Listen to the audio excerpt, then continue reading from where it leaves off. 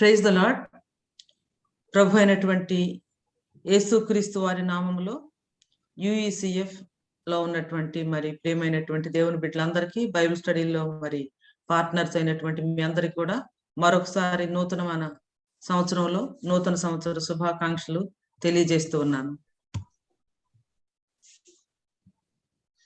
2020-2021 corona కష్టకాలాన్ని దాటుకొని 22 నూతన సంవత్సరంలోనికి ప్రవేశించాము అని చెప్పేసి మనం కొంచెం సంతోషిద్దాము అనుకుంటా ఉంటే మరి 2022 కూడా వీ డు నాట్ నో. మనం సింగింగ్ లో గానీ తర్వాత ఇంట్రడక్షన్ లో గానీ మాట్లాడుకున్న విధంగా we do not know fully yet how year 2022 is going to be. Alpha, beta, gamma, delta, omicron ఇలాంటి రకరకాలైనటువంటి వేరియంట్స్ తో మరి ప్రపంచం అంతా కూడా మరలా కరోనా తో ఎఫెక్ట్ అవటం అనేది చాలా సాడనింగ్ అనిపిస్తా ఉంది. ఒక విధంగా సిక్నింగ్ కూడా అనిపిస్తా ఉంది అన్నమాట. నెక్స్ట్ వీక్ లో ఇండియాలో లాక్డౌన్ ఉండొచ్చు అని చెప్పేసి అంటా ఉన్నారు. ఏది ఏమైనా నూతన సంవత్సరాన్ని ప్రారంభించుకోవటానికి, నూతన సంవత్సరంలోనికి ప్రవేశించడానికి దేవుడు మనకు అనుగ్రహించినటువంటి కృపను బట్టి దేవుని ఎంతో స్తుతిస్తా ఉన్నాను. మరొకసారి నూతన సంవత్సరంలో ఈ బైబిల్ స్టడీ రెస్యూమ్ చేసుకోవటానికి కూడా దేవుడు ఇచ్చినటువంటి కృపను బట్టి దేవునికి స్తోత్రాలు. జీవితంలో మనం ముందుకు వెళ్ళాలంటే చాలా సార్లు నూతనంగా ప్రారంభించుకోవాలి. అనేకమైన సార్లు మరలా మనం ప్రారంభించుకోవాలి. అంటే మనం చిన్నప్పుడు మరి పాఠశాలలో చదువుకున్నటువంటి వాళ్ళకి గుర్తుండే ఉంటది. అంటే 1 to 5 క్లాసెస్ నోట్ బుక్స్ ఉండేవి కాదు. ఏముండే అంటే స్లేట్ ఉండేది అనమాట. స్లేట్ మీద రాయటం, ఆ తర్వాత తుడిపేయటం, మరలా రాయటం, తర్వాత తుడిపేయటం.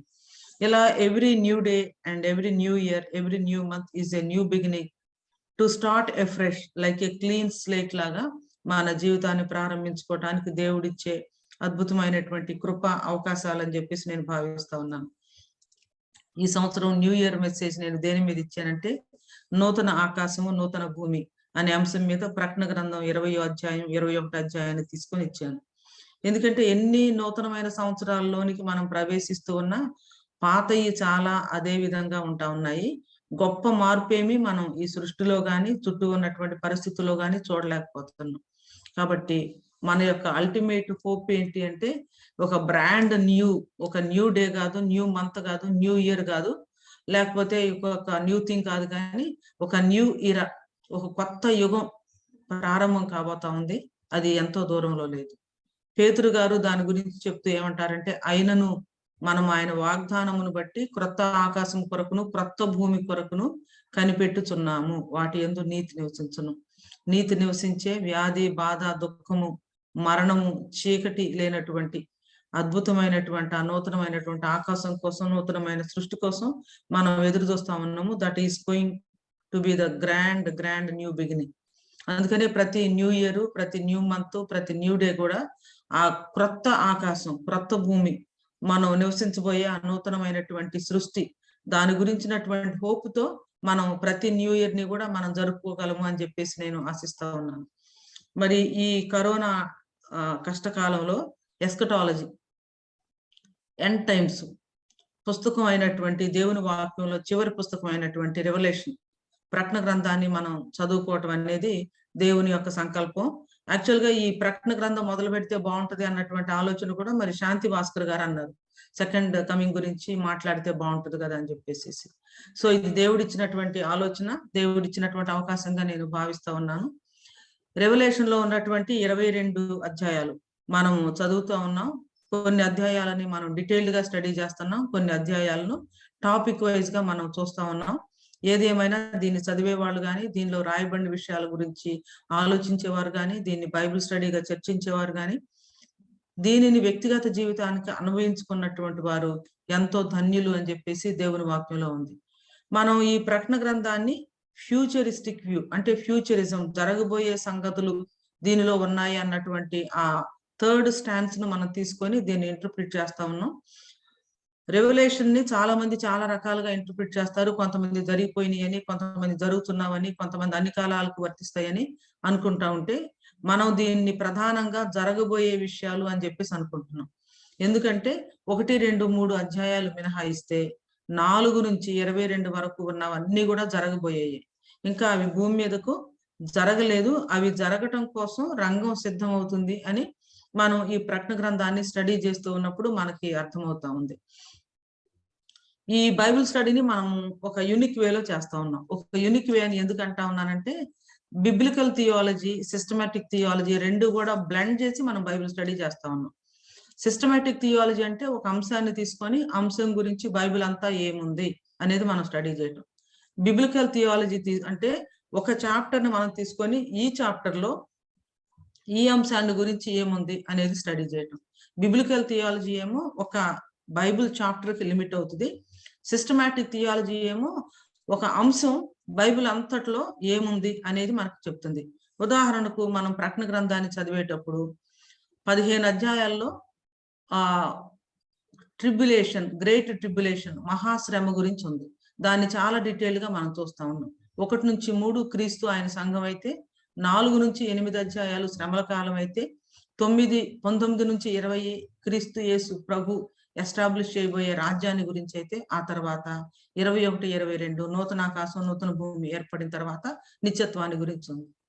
సో ఈ ప్రకటన గ్రంథంలో ఈ 22 అధ్యాయాల్లో ఉన్నటువంటి కొన్ని ప్రాముఖ్యమైనటువంటి విషయాలు అంటే ఎస్కటాలజీలో 7 మేజర్ ఇంపార్టెంట్ టాపిక్స్: సంఘం ఎత్తబట్టం, 7 సంవత్సరాల శ్రమల కాలం, క్రీస్తు న్యాయపీఠం, క్రీస్తు రెండవ రాకడ, 1000 సంవత్సరాల పరిపాలన, ధవళ సింహాసన తీర్పు, నూతన ఆకాశం నూతన భూమి.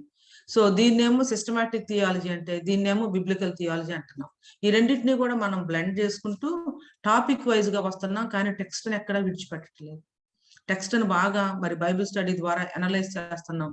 మీరందరూ కూడా చక్కగా చదివి ప్రిపేర్ అయ్యేస్తూ చక్కగా కాంట్రిబ్యూట్ చేస్తా ఉన్నారు. సో ఎక్కడ టెక్స్ట్ కి ఇంపార్టెన్స్ ఇవ్వాలో అక్కడ టెక్స్ట్ కి ఇంపార్టెన్స్ ఇస్తున్నాం. ఎక్కడ ఆ టెక్స్ట్ లో టాపిక్ కి సంబంధించి మరి అంటే పూర్తిగా లేదు, వేరే ప్రదేశాల్లో బైబిల్లోని పాత నిబంధన కావచ్చు, క్రొత్త నిబంధన సువార్తలు పత్రికలు కావచ్చు, పాత నిబంధనలో దానియేలు గ్రంథం, యెహెజ్కేలు ఇలాంటివి కావచ్చు, ఇక్కడ ఈ టాపిక్ సంబంధించి ఏమైతే ఉందో అక్కడ మనం స్టడీ చేస్తున్నాం. So I'm so happy I'm able to do it like A blend of biblical theology and systematic theology. ఇంతకుముందు నేను థియాలజీ క్లాసెస్ టీచ్ చేసినా కూడా టాపికల్ గా టీచ్ చేసేనే తప్ప ఇలా బ్లెండింగ్ మోడల్లో చేయలేదు. ఇది నాకు కూడా చాలా సంతోషంగా అనిపిస్తా ఉందన్నమాట.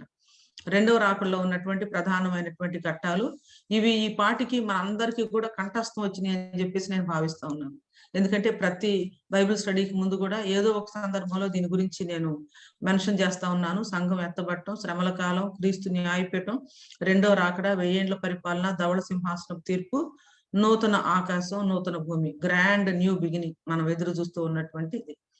అలాగే ప్రకటన గ్రంథంలో ఉన్నటువంటి 4 major divisions: church and Christ and his church, Christ and tribulation, Christ and his Kingdom, Christ and eternity.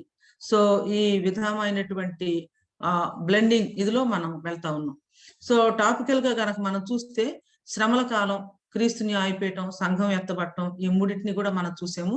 ఈ శ్రమల కాలం అనేది 7 సంవత్సరాల శ్రమల కాలాన్ని గురించి 15 అధ్యాయాల్లో ప్రకటన గ్రంథంలో ఉంది కాబట్టి దీనిలోనే ఇంకా చాలా సబ్ టాపిక్స్ ఉన్నాయి. కాబట్టి ఈ భూమి మీద శ్రమల కాలం ప్రారంభమైనప్పుడు ఎవరు వస్తున్నారు, ఏం జరుగుతుంది, పరలోకంలో మధ్యాకాశంలో ఏం జరుగుతుంది, ఇలా ఉన్నాయి. కాబట్టి మనం దీని దగ్గర కొంచెం ఎక్కువ సమయాన్ని గడుపుతా ఉన్నాం.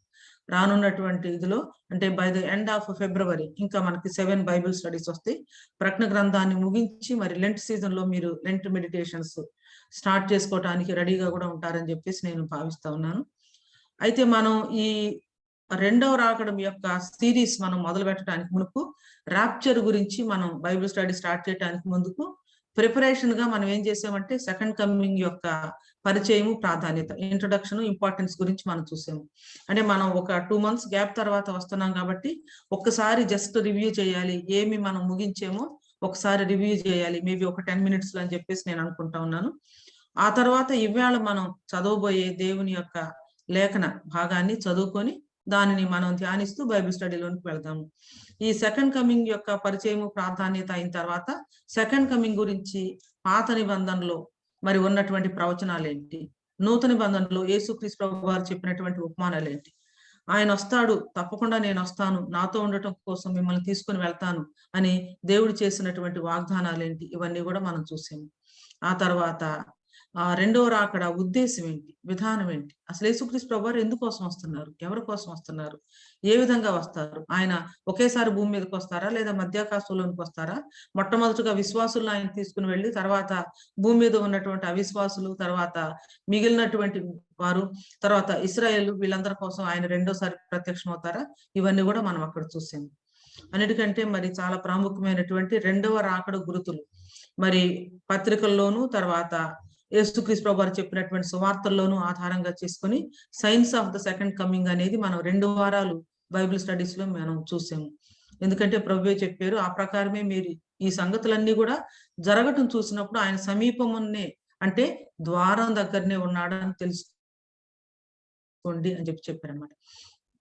సో ర్యాప్చర్ తో మనం ప్రారంభమైనప్పుడు సంఘం ఎత్తబడుట అనే దాంతో మనం ప్రారంభించినప్పుడు సంఘం ఎత్తబడుట, తర్వాత 7 ఏండ్ల శ్రమల కాలం, జడ్జిమెంట్ సీట్ ఆఫ్ క్రైస్ట్, ఇవన్నీ కూడా 7 మేజర్ ఈవెంట్స్, అంటే రక్షణ చరిత్రలో, ఎస్కటాలజీలో అంతిమ సంగతులు సంభవించబోయే అంతిమ సంగతులకు సంభవించినటువంటి శాస్త్రంలో ఈ 7 కూడా చాలా ప్రముఖమైనవి. కాబట్టి ర్యాప్చర్ గురించి మనం ఏమని అనుకున్నామంటే, it is second coming of the lord Jesus is a 2-step process, 2 events.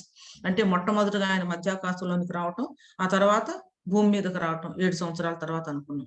ఈ రెండు ఒకటే, ఒక సంభవమే, రెండు కాదనే వాళ్ళు చాలా మంది ఉన్నారు. It is not 2 events, it is 1 event అనే వాళ్ళు ఉన్నారు. కానీ మనం అయితే అది 1 ఈవెంట్ కాదు, 2 ఈవెంట్స్. మొట్టమొదట ర్యాప్చర్ సంభవిస్తుంది, తర్వాత రెండవసారి భూమి మీదకి ఆయన ప్రత్యక్షం అవుతారు అని లేఖన భాగాల ఆధారంగా ఎంతో స్పష్టంగా తెలుసుకుంది. మొట్టమొదటి భాగంలో ఆయన at the rapture Jesus will return for his saints, ఆయన రాకడను అపేక్షించే పరిశుద్ధుల కోసం ఆయన వస్తారు. మొట్టమొదటి భాగంలో ర్యాప్చర్ లో ఆయన్ను రాకడను అపేక్షించి విశ్వాసుల కోసం ఆయన వస్తారు, సైలెంట్ గా, సీక్రెట్ గా. మరి ఆయన కోసం ఎవరైతే ఎదురు చూస్తా ఉన్నారో ఇది వారి కోసం అని చెప్పేసి అనుకున్నాం. రెండోది, at the end of 7 years second coming లో ఆయన పరిశుద్ధులతో తిరిగి వస్తాడని చెప్పేసి అనుకున్నాం. ఇక్కడేమో పరిశుద్ధుల కోసం వస్తారు, ఇక్కడేమో పరిశుద్ధులతో ఆయన భూమి మీదకు దిగి వస్తారు. గగనము చీల్చుకొని యేసు గనులను తీసుకొని వేలాది దూతలతో ఆయన వస్తారు అని చెప్పేసి మనం పాడుకున్నాం. కాబట్టి పరిశుద్ధులతో ఆయన వస్తారు, పరిశుద్ధుల కోసం ఆయన వస్తారు. Rapture and also second coming అని చెప్పేసి అనుకున్నాం. ఆయన వచ్చిన తర్వాత భూమి మీద ప్రారంభమయ్యేది ఏమిటి అంటే 7 సంవత్సరాల శ్రమల కాలం, 7 సంవత్సరాల శ్రమల కాలం. సో దానికి ముందు ర్యాప్చర్ గురించి, సంఘం ఎత్తబడుట, ర్యాప్చర్ అంటే ఏంటి, అది ఎలా జరుగుతుంది, ఆర్భాటంతోనూ, ప్రధాన దూత శబ్దంతోనూ, దేవుని దూరతోనూ, దేవుని బూరతోనూ ప్రభు ఎలా దిగొస్తారు పరలోకం నుంచి, ఇవన్నీ కూడా మనం చూసాము. సంఘం ఎత్తబడటంలో పరిశుద్ధాత్ముని పాత్ర ఏమిటి, సంఘాన్ని సిద్ధపరచడం కోసం, పెండ్లి కుమార్తెను సిద్ధపరచడం కోసం ఆదరణకర్తగా పంపింపబడిన పరిశుద్ధాత్మ దేవుని యొక్క పాత్ర ఏమిటో మనం చూసుకున్నాము. ఆ తర్వాత ఎట్లెంత మహాశ్రమల కాలాన్ని గురించి చాలా వివరణలు మనం చూసాము. ఈ great tribulation period, what, when, how, ఎప్పుడు, ఎవరికి, ఏ విధంగా, అక్కడ పరిస్థితులు ఏ విధంగా ఉంటాయి, ఇవన్నీ కూడా మనం నేర్చుకున్నాం. ఈ శ్రమల కాలంలోనే ప్రత్యక్షపరచబడినటువంటి అంత్యక్రీస్తు, అతని యొక్క గుర్తింపు మరియు కార్యకలాపాలు, యాంటీ క్రైస్ట్ యొక్క ఐడెంటిటీ, అతని యొక్క యాక్టివిటీస్, ఇవన్నీ కూడా మనం చూసాము. అంతేకాకుండా యాంటీ క్రైస్ట్ యొక్క జతగాడైనటువంటి కోహోడ్ అయినటువంటి అబద్ధ ప్రవక్త, ఆ మృగం సంఖ్య 666 అని చెప్పేసి మనం చూసాము. అబద్ధ ప్రవక్త గురించి కూడా మనం చూసాము, అంత్యక్రీస్తు మరియు అబద్ధ ప్రవక్త. తర్వాత ఆది సర్పము, ఈ ముగ్గురు కలిసి ఏ రీతిగా అన్హోలీ ట్రినిటీ, పవిత్రమైనటువంటి త్రిత్వం ఉంటే వీరు ఏ విధంగా అపవిత్రమైనటువంటి త్రిత్వంగా కలిసి ఉన్నారు, దేవునికి వ్యతిరేకంగా వీరు ఏ రీతిగా పనిచేస్తారు, ఇవన్నీ కూడా మనం చూసాము. ఆ తర్వాత శ్రమల కాలంలోనే దేవుడు పంపించే 2 సాక్షులు.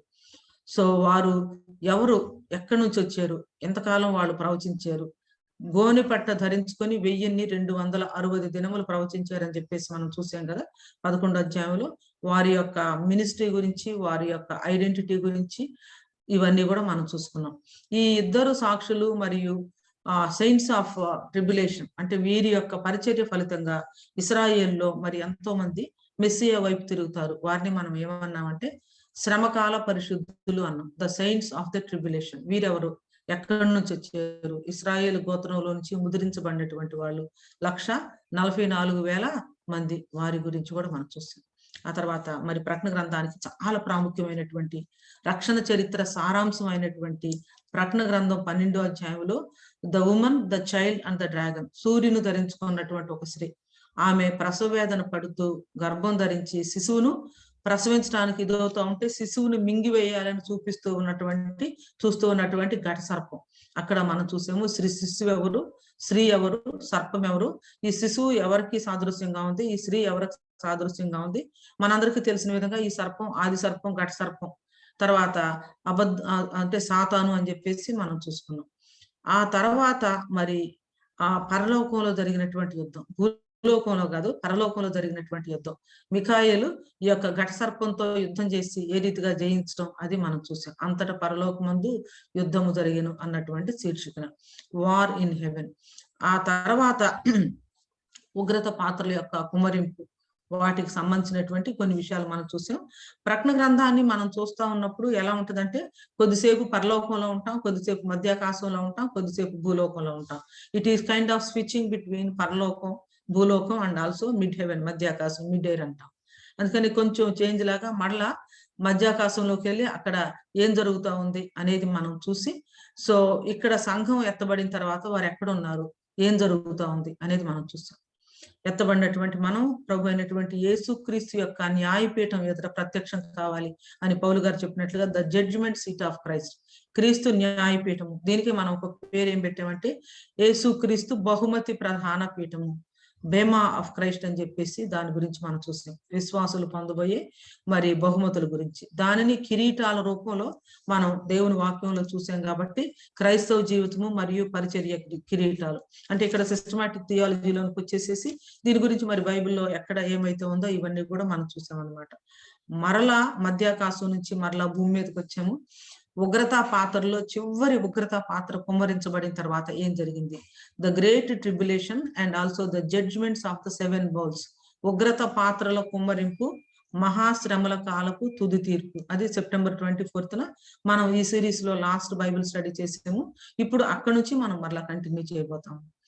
ఉగ్రత పాత్రల కుమ్మరింపు, మహాశ్రమ కాలపు తుది తీర్పు అంటే ట్రిబ్యులేషన్ పీరియడ్ లో ఇక చివరి దశకు మనం వచ్చేసామన్నమాట.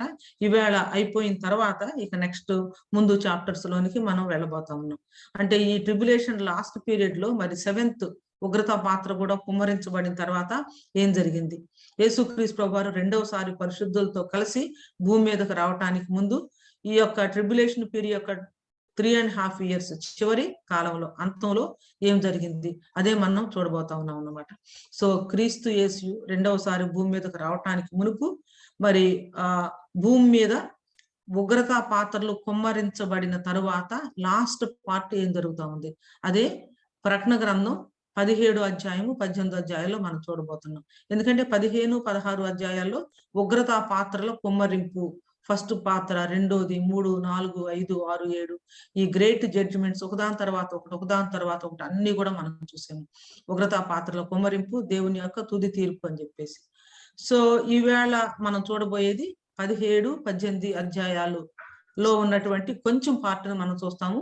మిగిలింది మనం నెక్స్ట్ వీక్ కంటిన్యూ చేస్తాము. 17, 18 అధ్యాయాల్లో mystery of Babylon the great, మహాబబులోను, వేసి అయినటువంటి మహాబబులోను పడిపోయాను, బబులోను కూలిపోయాను అని చెప్పేసి మనం చూస్తాం. తర్వాత మిలేనియం రెయిన్, గొర్రెపిల్ల వివాహ విందు, ఆ తర్వాత నూతనమైన ఆకాశం, నూతనమైన భూమి, నూతనమైనటువంటి యెరూషలేము, ఇవన్నీ కూడా మనం చూడబోతున్నాం. మనం ఇంతకు ముందు చూసినటువంటి వాటిని మనం జ్ఞాపకం చేసుకుంటే ముద్రల తీర్పులతో ప్రారంభమయ్యి ఆ తర్వాత బోరల తీర్పులు, ఆ తర్వాత ఉగ్రతా పాత్రల తీర్పులు, ఆ తర్వాత ప్రభు రెండవసారి రావటం, ఆ తర్వాత 1000 సంవత్సరాల పరిపాలన, ఆ తర్వాత ఎటర్నిటీ, మధ్యలోనే ధవళ సింహాసనం తీర్పు, ఇవన్నీ కూడా వస్తాయి అన్నమాట. అయితే ఈ ముద్రలు, బోరలు, ఉగ్రతా పాత్రలు వీటికి ఉన్నటువంటి సంబంధం అంటే సీక్వెన్స్ కనుక మనం చూస్తే మనకు అర్థమయ్యేది ఏంటంటే మొట్టమొదట ముద్రలు విప్పబడతాయి. ఆ 7వ ముద్ర విప్పబడినప్పుడు ఏమవుతుందంటే ట్రంపెట్, మొట్టమొదటి ట్రంపెట్ బ్లో అవుతుంది. ఆ ట్రంపెట్స్ లో కూడా 7th ట్రంపెట్ బ్లో అవగానే మొట్టమొదటి ఉగ్రతా పాత్ర కుమ్మరించబడుతుంది. ఇవన్నీ కూడా ఒక సక్సెషన్ లో అంటే ఒక వరుస క్రమంలో ఒక విధానంలో జరుగుతూ ఉన్నాయి అని చెప్పేసి.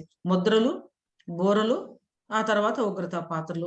7వ ముద్ర ఎప్పుడైతే విప్పబడిందో అప్పుడు మొట్టమొదటి దూత బోర ఊదటం జరుగుతుంది. 7వ దూత బోర ఎప్పుడైతే ఊదుతుందో అప్పుడు మొట్టమొదటి ఉగ్రతా పాత్ర భూమి మీద కుమ్మరించబడతా ఉంది.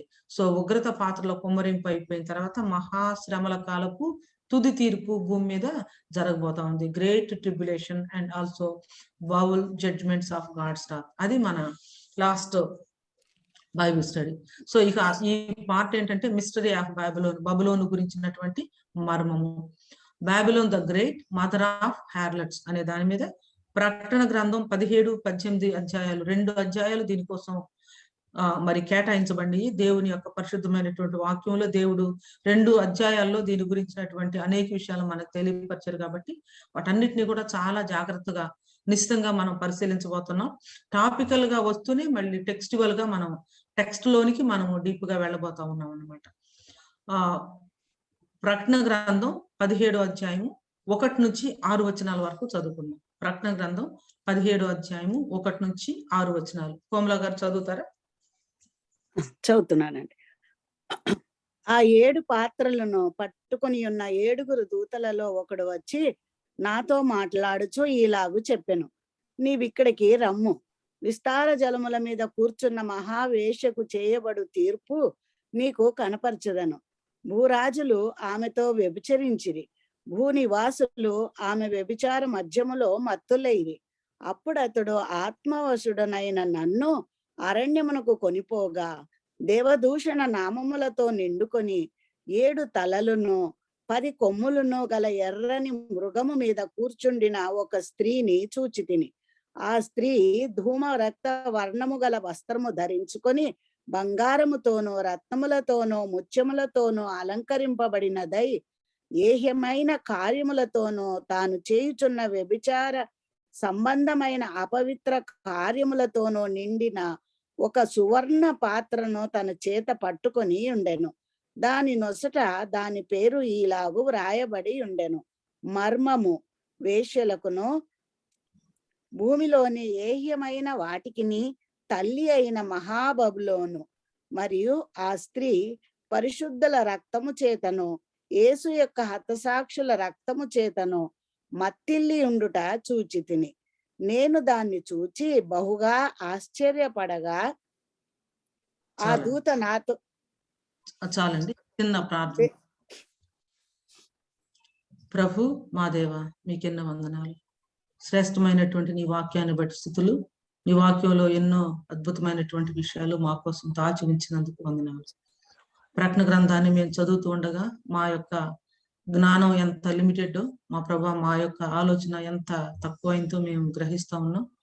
మీ ఆధ్యాత్మికమైనటువంటి శక్తి, అభిషేకం, బలం, మీ పర సంబంధమైనటువంటి జ్ఞానం లేకపోతే దైవ ప్రేరణ ద్వారా వ్రాయబడినటువంటి లేఖన భాగాలను ఏమాత్రం మేము అర్థం చేసుకోలేము, వాటిని అనువదించలేము, వాటిని మా జీవితానికి కూడా అన్వయించుకోలేము.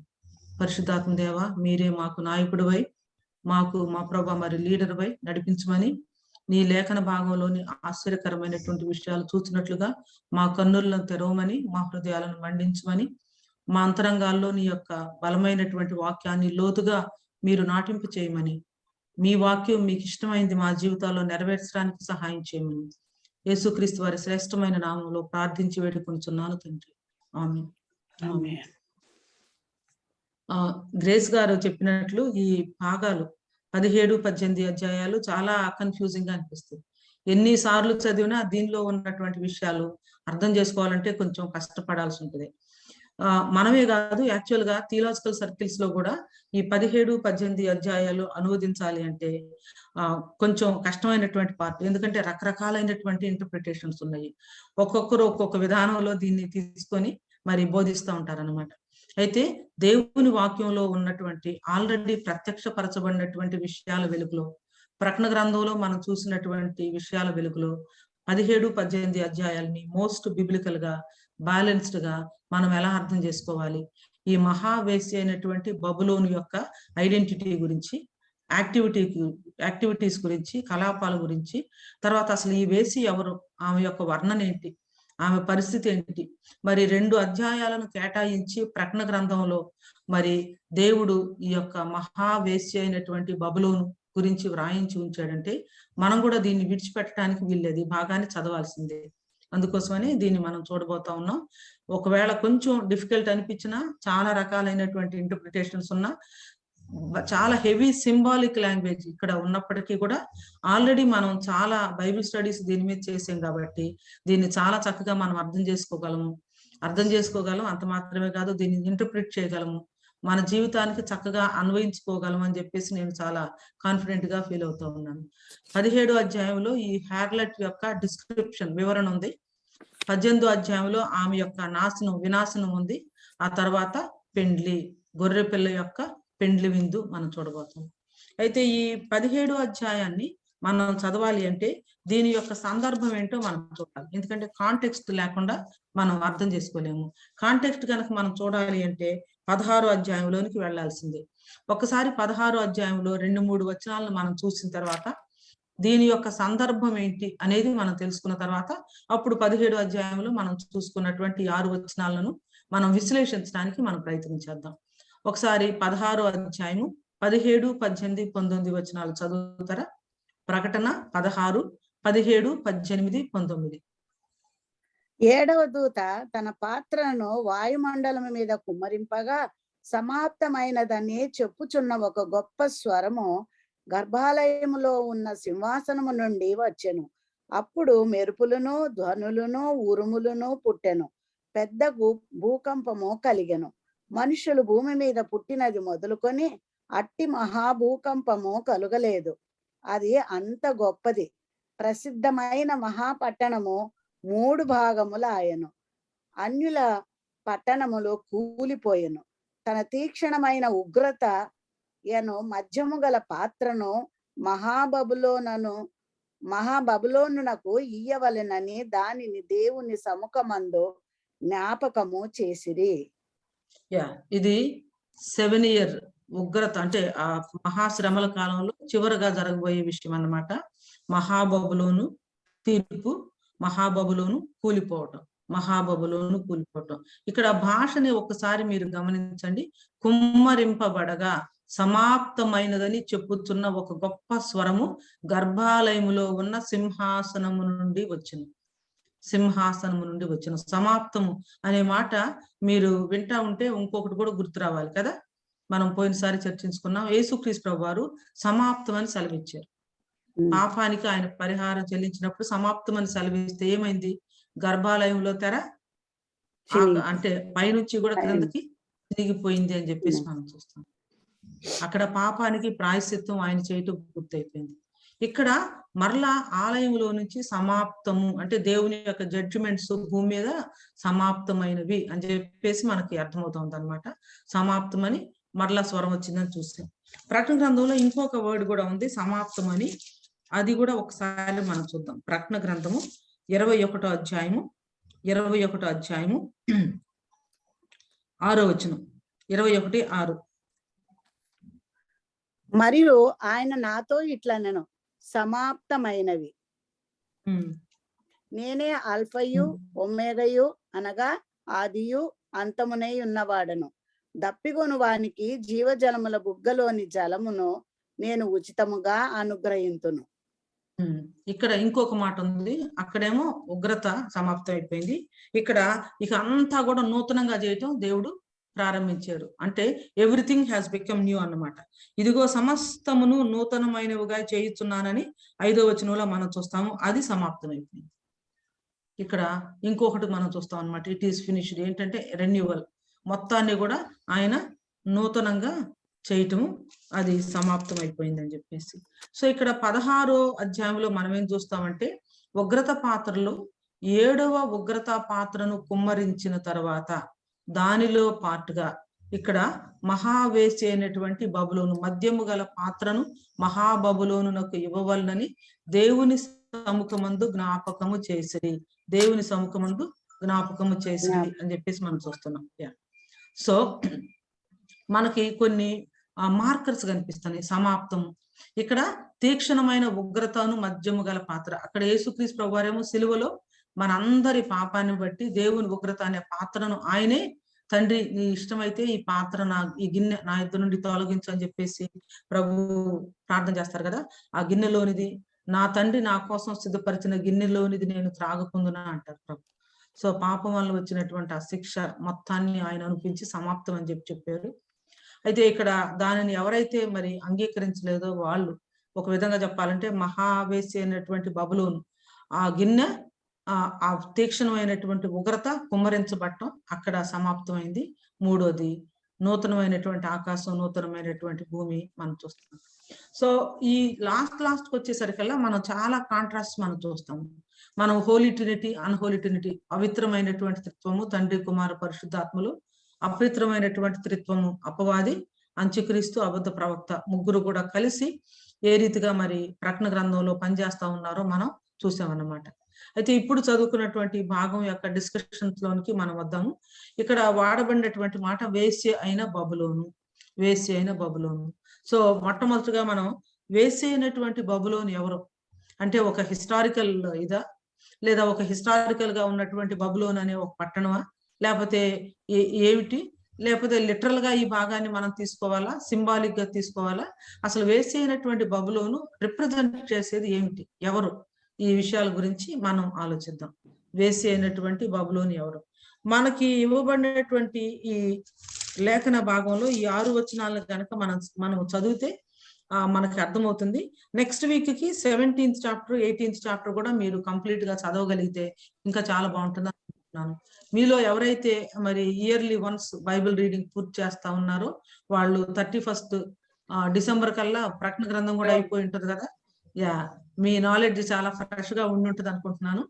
కాబట్టి నెక్స్ట్ వీక్ కి 16, 17 అధ్యాయాలు, 17, 18 అధ్యాయాలు ఇంకోసారి మనం చదువుదాము. ఈ వేశ్య అయినటువంటి బబులోను ఎవరు అనే విషయాన్ని మనం కొంచెం ఆలోచిద్దాము. ఈ వేశ్య అయినటువంటి బబులోను ఎవరు అని అనుకుంటున్నారు అంటే లిటరల్ గా ఒక స్త్రీనా, లేదా ఒక పట్టణమా, లేకపోతే ఒక వ్యవస్థ, లేకపోతే దేవుని అపోజ్ చేసే ఒక సిస్టమా? లిటరల్ గా దీన్ని తీసుకోవాలా, హిస్టారికల్ గా తీసుకోవాలా, లేదా సింబాలిక్ గా తీసుకోవాలా? ఈ విషయాల గురించి మనం చర్చిద్దాం. అయితే దీనిలోనికి వెళ్ళటానికి మునుపు మీకు ఒక క్లూ ఇవ్వటం కోసం ప్రకటన గ్రంథంలో మనం 4 స్త్రీల గురించి చూసాం. ఆ 4 స్త్రీలు ఎవరో గుర్తున్నారు ఎవరికన్నా? ప్రకటన గ్రంథంలో వీ కమ్ అక్రాస్ 4 విమెన్, 4 స్త్రీల గురించి మనం చూస్తాము. 4 స్త్రీల గురించినటువంటి ప్రస్తావన ఉంది. ఆ స్త్రీలు ఎవరు? ఒక ఆమెమో గర్భిణీ స్త్రీ అండి. అవునండి, వెరీ గుడ్, గర్భిణీ స్త్రీ. రెండోది సాతాన్ అనుకుంటానండి. రెండవది సాతాను. అక్క యెజబెల్ అనే స్త్రీ ఉంటుంది, అలాగే యెజబెల్ అనే స్త్రీ ఉంటుంది, కననయ్య ఉన్న స్త్రీ ఉంటుంది, ప్రెగ్నెంట్ అయ్యి కననయ్య ఉన్న స్త్రీ. ఇప్పుడు చెప్పుకుంటున్న ఆవిడ, ఇప్పుడు చెప్తున్న మహాబబులోని వేశ్య. ఇంకొకళ్ళేమో పెళ్లి కుమార్తె. వండర్ఫుల్. మనం ప్రకటన గ్రంథంలో 4 స్త్రీలను మనం చూస్తాము. ఒక ఆమె యెజబెలు అనే స్త్రీని నీవు ఉండనిచ్చుతున్నావు అని చెప్పేసి సంఘాల గురించి రాసినప్పుడు మనం చూస్తాము. తర్వాత రెండోది మహాబబులోను అనే వేశ్య. మూడోది కుమారుని బిడ్డను కననై ఉన్నటువంటి స్త్రీ. నాలుగోది పెండ్లి కుమార్తె. సో తూయితైరులో ఉన్న సంఘపు దూతకు ఇలాగూ రాయమని ఏమనగా తాను ప్రవక్తినని చెప్పుకొనుచున్న యెజబెలు స్త్రీని నీవు ఉండనిచ్చుచున్నావు. ఈ యెజబెలు ఎవరు అంటే పాత నిబంధనలో పేగన్ వర్షిప్ ను తీసుకొచ్చినటువంటి స్త్రీ. అంటే యెజబెలు ఆహాబు యొక్క భార్య అయినటువంటి యెజబెలు బయల్జెబూబు దయ్యాల అధిపతి, లేదా బయలు, అష్టారోతు, ఈ దేవతల మొత్తాన్ని కూడా తీసుకొచ్చి దేవుని రాజ్యాన్ని నింపింది. అసలు తర్వాత ఆ షోమ్రోన్లోనే వాళ్ళకి దేవాలయాన్ని కట్టించడం, ఆమె కూతురైనటువంటి అతల్య యెరూషలేము దేవాలయంలోని బయలుకు విగ్రహాలు, తర్వాత బలిపీఠాలు కట్టడం జరిగింది. So this is thorough going paganism. అంటే అన్యమైనటువంటి దేవతలు, దేవుళ్ళు, వాళ్లను పూజించే మరి యెజబెల్ ఆ పేగనిజానికి గుర్తుగా ఉన్నటువంటి స్త్రీని మనం చూసాం. రెండోది భ్రష్టమైనటువంటి చర్చ్, అపాస్టేట్ చర్చ్. అంటే భ్రష్టమైనటువంటి చర్చ్ అంటే చర్చ్ లోనికి లోకం రావటం వలన, సంఘంలోనికి లోకం రావటం వల్ల సంఘం పరిస్థితి ఏమైంది, దాన్ని వివరించడం కోసం ప్రకటన గ్రంథం 17వ అధ్యాయంలో ఆ స్త్రీ ధూమ్ర రక్త వర్ణములు గల వస్త్రము ధరించుకొని, ఈ వస్త్రాలు, రంగులు, ఈ బంగారం, రత్నాలు, ముత్యాలు, ఈ ఏహ్యమైన కార్యాలు, అలంకరణ, వ్యభిచారం, అపవిత్రత, సువర్ణ పాత్ర, వీటన్నిటిని కూడా మనం చూడబోతున్నాం. It is highly symbolic language, but it has a very good application even to our present church. So apostate church, భ్రష్టమైపోయినటువంటి సంఘం గురించి మరి రిప్రజెంట్ చేస్తూ ఉన్నటువంటి మహాబబులోను వేశ్య అని చెప్పేసి మనం చూస్తాము. ఎందుకని అనుకుంటున్నామంటే అక్కడ ఈ సంఘంలో ఉన్నటువంటి వాళ్ళని ఆమెతో మీరు పాలు కాకుండా బయటకు రండి అని చెప్పేసి ఒక ఇన్విటేషన్ మనం చూస్తాం. ప్రకటన గ్రంథం 18వ అధ్యాయం 4వ వచనం చదువుతారా? ప్రకటన గ్రంథం 18:4. మరియు ఇంకొక స్వరము పరలోకము నుండి ఇలాగు చెప్పగా వింటిని, నా ప్రజలారా, మీరు దాని పాపములలో పాలివారు కాకుండునట్లును దాని తెగుళ్లలో ఏదియూ మీకు ప్రాప్తించకుండునట్లును దానిని విడిచి రండి. దానిని విడిచి రండి అంటే ఈ అపాస్టేట్ చర్చ్ కూడా ఎక్కడుందంటే చర్చ్ లోనే ఉంది. ఈ ప్యాగనిజం కూడా ఎక్కడుందంటే, యెజబెల్ కూడా ఎక్కడుందంటే సంఘంలోనే ఉంది. తుయితైర సంఘంలో యెజబెల్ అనే స్త్రీ అని చెప్పేసి మనం చూస్తాము. ఇక్కడ ధూమ్ర రక్తవర్ణాలు ధరించుకున్నటువంటి ఒక మహాబబులోను వేసిగా చిత్రీకరించబడుతున్నటువంటి ఈ స్త్రీ కూడా ఎక్కడుందంటే దేవుని ప్రజల మధ్య ఉంది. మూడోది ఎవరు అంటే గర్భం ధరించినటువంటి స్త్రీ, సూర్యుని ధరించుకున్న స్త్రీ. ఆమె పాదాల కింద చంద్రుడు, శిరస్సు మీద 12 నక్షత్రాలు. ఇదంతా కూడా ఇశ్రాయేలుకు సాదృశ్యం అని చెప్పేసి. మరి యాకోబుకు కుమారుడైనటువంటి యోసేపుకు ఒక కల వచ్చినప్పుడు సూర్యుడు, చంద్రుడు, నక్షత్రాలు ఇవన్నీ కూడా మనం చూస్తాము. ఇశ్రాయేల్ యొక్క 12 గోత్రాలు ఇవన్నీ కూడా హైలీ ఈ సింబాలిక్ లాంగ్వేజ్ కనుక చూస్తే definitely she is representing Israel God's ancient people. So వాళ్ళలో నుంచి వచ్చినటువంటి మెస్సియా. తర్వాత సర్ప సంతానానికి స్త్రీ సంతానానికి మధ్య ఉన్నటువంటి వైరంలో జరుగుతున్నటువంటి యుద్ధము, దాని యొక్క అంతిమైనటువంటి అల్టిమేట్ అంటే చాప్టర్ ఇక్కడ మనం చూస్తాం అన్నమాట. మూడో స్త్రీ ఏమో ఇశ్రాయేల్, ఒక స్త్రీ ఏమో పేగనిజము, రెండో స్త్రీ ఏమో భ్రష్టమైనటువంటి సంఘం, మూడోదేమో ఇశ్రాయేలు, నాలుగోది పవిత్రమైన పరిశుద్ధమైనటువంటి ప్రభు రాకడ కోసం సిద్ధపడినటువంటి మహాప్రకాశము మలినములైనటువంటి వస్త్రాలు కలిగినటువంటి సంఘవధువు. గొర్రెపిల్ల వివాహోత్సవ సమయానికి మరి ఆయన భార్య తను తాను సిద్ధపరచుకొని ఉన్నది. మరి నారవస్త్రాలు, ప్రకాశమానమైనటువంటి నారవస్త్రాలు ఆమెకు ఇవ్వబడి, ఆమె యందు మచ్చైన, మడతైన, డాగైన, కళంకమైన ఏమీ లేదు అని చెప్పేసి వర్ణించబడినటువంటి అద్భుతమైనటువంటి సౌందర్యవతి అయినటువంటి పెండ్లి కుమార్తె సంఘము అని చెప్పేసి మనం చూస్తాము. ఇప్పుడు ఈ బబులోను వేసి ఎవరు అనేది మనం గనక అర్థం చేసుకోవాలంటే ఈ నలుగురు స్త్రీలు నిజంగా స్త్రీల symbolic yeah definitely every other women is symbolic. సంఘము దానిలో మనందరం కూడా పార్టే కాబట్టి సింబాలిక్. అలాగే మరి యెజబెల్ అనే స్త్రీని ఉండనివ్వటం అది కూడా సింబాలిక్. ఆ తర్వాత ఇశ్రాయేల్ మొత్తాన్ని కూడా రిప్రజెంట్ చేస్తూ సూర్యుని ధరించుకొని బిడ్డను కన్నయ్యున్నటువంటి స్త్రీ సింబాలిక్. కాబట్టి ఈ ముగ్గురు కూడా సింబాలిక్ కాబట్టి మహావేశ్య అయినటువంటి బబులోను కూడా సింబాలికే అనేది మనకు అర్థమవుతుంది. కాబట్టి మహావేశ్య అయినటువంటి ఆ యొక్క బబులోను మహావేశ్య కూడా సింబాలికే.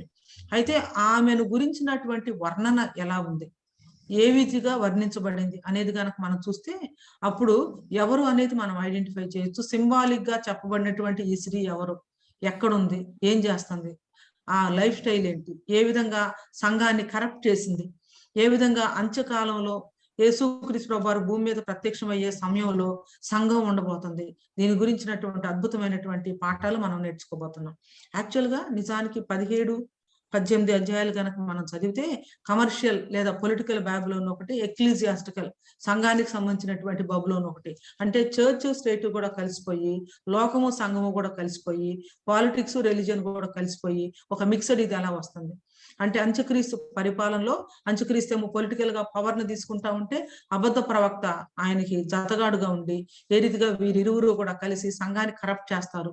ఈ విషయాలన్నీ కూడా మనం అబద్ధ ప్రవక్తను గురించినటువంటి బైబిల్ స్టడీలో మనం చూసాము. వాటినే మరలా కొంత మనం రీవిజిట్ చేయబోతున్నాం. ఈ బ్యాక్గ్రౌండ్ ఆల్రెడీ మనకు ఉంది కాబట్టి ఇక్కడ చదువుతున్నటువంటి మృగము, తర్వాత 7 తలలు 10 కొమ్ములు, ఎర్రని మృగం, ఇవన్నీ కూడా మనం ఆల్రెడీ ఒకసారి మనము డిస్కస్ చేసాం కాబట్టి ఆ బ్యాక్గ్రౌండ్ నాలెడ్జ్ మీకు ఇది తప్పకుండా హెల్ప్ చేస్తుంది అని చెప్పేసి అనుకుంటున్నాను. సో ఇప్పుడు 17వ అధ్యాయం 1-6 వచనాల్లో వర్ణించబడినటువంటి ఈ స్త్రీ పేరేంటి, ఆమెను గురించినటువంటి వర్ణన ఏంటో ఒకసారి మనం చూద్దాం. ఆ స్త్రీకి ఉన్నటువంటి పేరే ఈ రోజున మనం మన బైబిల్ స్టడీకి నేమ్ గా పెట్టుకున్నాం కదా, మహావేశ్య అయినటువంటి బబులోను అని చెప్పేసి. సో ఆమెను గురించినటువంటి వర్ణన ఏంటి, ఈ వర్ణన చదువుతా ఉంటే మనకేం గుర్తొస్తా ఉందో ఒకసారి చూద్దామా, ఎలా వర్ణించబడింది.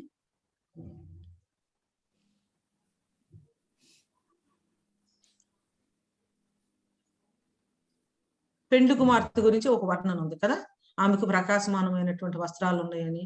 తర్వాత అలాగే యెజబెలు గురించినటువంటి వర్ణన ఉంది.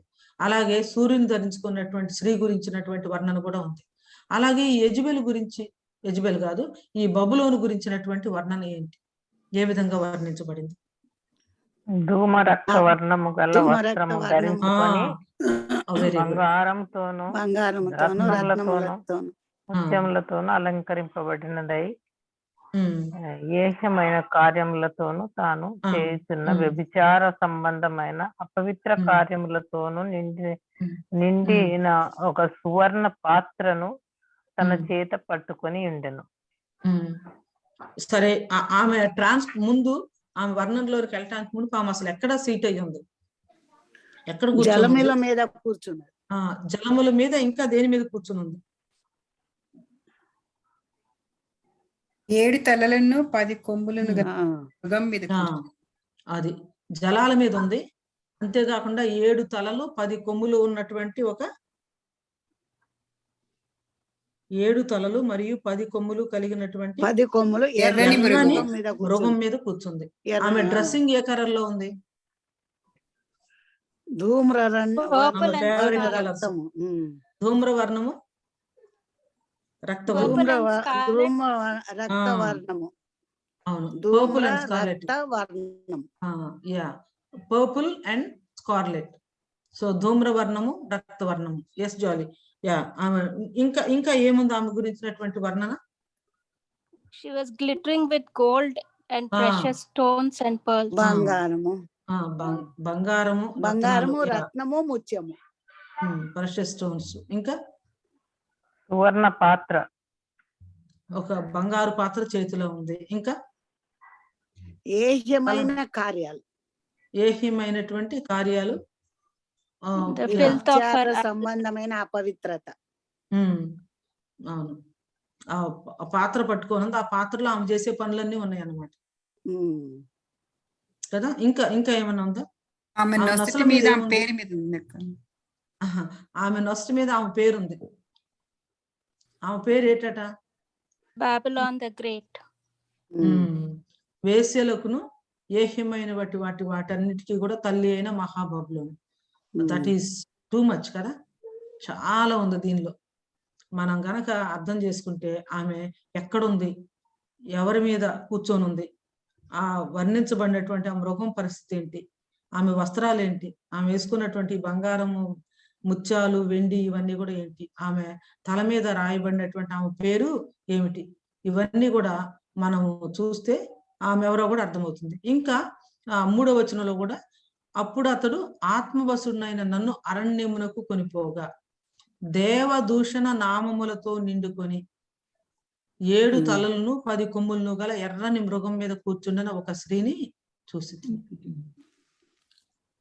సో అరణ్యంలో ఉంది, నీళ్ళల్లో ఉంది, ఎర్రని మృగం మీద ఉంది, 7 తలలు 10 కొమ్ములు ఉన్నటువంటి యొక్క యానిమల్ మీద ఉంది. ఆమె చేతిలో ఒక బంగారు కప్పు ఉంది. ఆ తర్వాత నొసటి మీద ఏం రాయబడి ఉంది? మర్మము, మహావేశ్య అయిన బబులోను అని రాయబడి ఉంది. ఇక్కడ వర్ణంలో ఉన్నటువంటివి ప్రతిదీ కూడా it is standing for something. అంటే ఒక స్త్రీగా పోల్చి ఇవన్నీ వర్ణించడం వలన ఇవన్నీ ఏమిటి అంటే దే రిప్రజెంట్ సంథింగ్. ఇప్పుడు పెండ్లి కుమార్తెని ప్రకాశమానమైన వస్త్రాలు అంటే గ్లోరీ, ఆమె సన్నని నార వస్త్రాలు ఆమె యొక్క నీతి క్రియలు, ఆమె మహా సౌందర్యంగా ఉంది అంటే మచ్చైనా కళంకమైన ఏమీ లేకుండా ఆమె పవిత్ర.